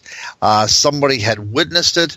They reported it, and within 24 hours, a car with two government men, similar to Men in Black, pulled up and told the people unequivocally that they had seen nothing, and that's the way the story is supposed to go. So it's very possible they know about these creatures. It's very possible that they have habitats already lauded out for them, and that people that come in contact with these things are simply told not to report it anymore. So it's very curious to think that our government might have evidence for these creatures to exist, but they're not revealing the information because they're afraid of what the population at large would do with such an idea. And what do you think the fear of the population is? Is it just hunting, or is it having to shut down more natural areas? Yeah, you know what? Hunting, the idea that nobody would go into national parks because these things would be there. You wouldn't have people, on the roads after dark. There's a lot of trickle down that would happen with this, and people would be less apt to build, in the country someplace. I think that there is just an overall feeling by governmental agencies that people simply cannot withstand certain types of knowledge, that their comfort levels will be thrown off. The idea of what civilization is would be somehow turned upside down, and a type of internal anarchy would ensue. That's not going to happen. But I think that the government likes to think about these mob mentalities. They always have to consider the worst, so the worst never happens. But I do think the government knows a lot about cryptids, not only in America but around the world. And it's beneficial they know in case these things do actually exist. But definitely in the case of the California Army Training Manual, the United States Army had at least alluded to the fact that a creature like the Bigfoot has been rumored to exist in California, and their troops need to be on the lookout for such a thing. Why do you think, then, that they are so afraid to go public with it? And the reason why I ask that is Mike Schmidt, our main investigator for Spaced Out Radio, was out looking for Bigfoot tracks a week ago. Comes across a conservation officer who says, we're not allowed to discuss anything strange or weird. We could lose our job over this. And there is that threat. Why do you think that threat exists to the officers themselves? Yep, that's exactly right. I've talked to many conservation officers, not only about Bigfoot, but also about black cats and, mountain lions that are said to, not exist anymore over a natural range they once occupied less than a century ago. But I've talked to game commissioners that said that they have indeed seen things, but they can't report it because they would lose their jobs. I think that's it. It's just the idea of job security. What kind of blackmail would they? I mean, I'm sure they would be blacklisted if they would report something like this to their superiors. It's almost like air traffic controllers reporting, unidentified flying objects. Simply, they don't want to fill out the paperwork. They don't want to be considered nutcases, and they want to have job security. And I think that's there's a culture within the United States, I'm sure in Canada and elsewhere throughout the world, that you would victimize the person that is reporting such a thing, and people simply then do not report such a thing. I just find it extremely strange because I have never heard of an officer say something like that. Mm-hmm. He wouldn't confirm that there wasn't anything there, but he sure as hell wasn't saying that there's not.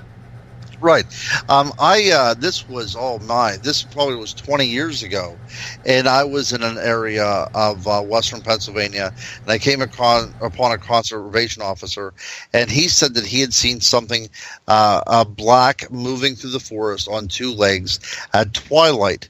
He said, I can't tell you exactly what it was, but I know that it was not a bear or any other kind of wildlife that's in Pennsylvania. He said, the closest thing that it would come to be is what, people would call Bigfoot. That's an odd thing for a conservation officer to say. But again, looking back on it 20 years ago, he had nothing to gain by telling me this. He had everything to lose, and he was simply wanting to get this off his chest. A lot of people that report paranormal activity look at you almost the way a penitent looks at a priest. They have something to get off their chest. They want to tell somebody, and they want to tell somebody that's going to be sympathetic to them. I think that's a lot of times whenever people tell me these stories, that's the way they view it. This is a catharsis for them. They're getting it out. They finally have someone to talk to. And I think that's what he was talking to me about. This was nothing monumental. It wasn't about a Bigfoot coming out of the woods and overturning a pickup truck or, attacking him or breaking up a park. It was something unknown walking through a tree line. But it affected him so greatly that he had to share it with someone.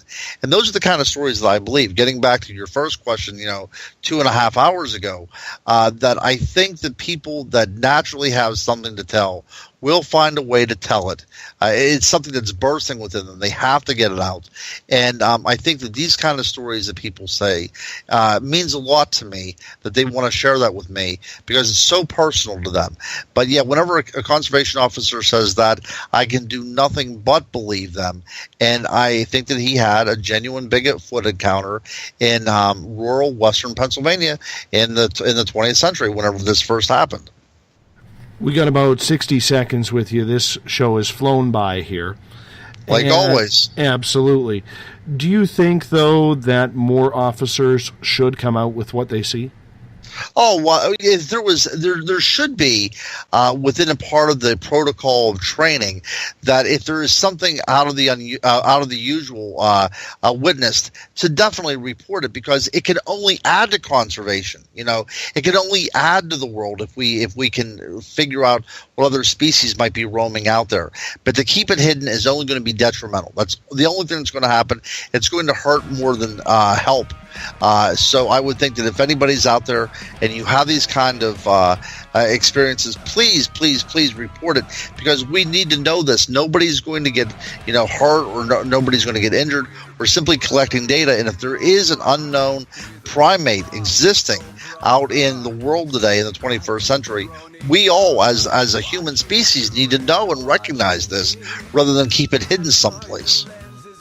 Awesome, Crypto Guru, Ronald Murphy. Where can everyone find your books? You can go to Amazon, or if you would like to have them personalized, and sometimes you can actually even get them at a cheaper rate. Go to cryptoguru.net, and you can get in touch with me on there. Get in touch with me through Facebook, Ronald Murphy, or you can actually You can directly email me at curiouscryptoguru@yahoo.com. And don't forget your new radio show, my friend. It's Paranormal UK will be taping in about 2 weeks, so I will let everybody know about that. Excellent. Ron, you hold on for a couple of seconds here because I got to wrap this thing up. Sounds good, my friend. It's that time. If you are listening on the Spaced Out Radio side, you are hearing Mr. Ron Bumblefoot Thal, formerly of Guns N' Roses. He is our resident guitar god around these parts, rocks us in and out of every single show, every single night.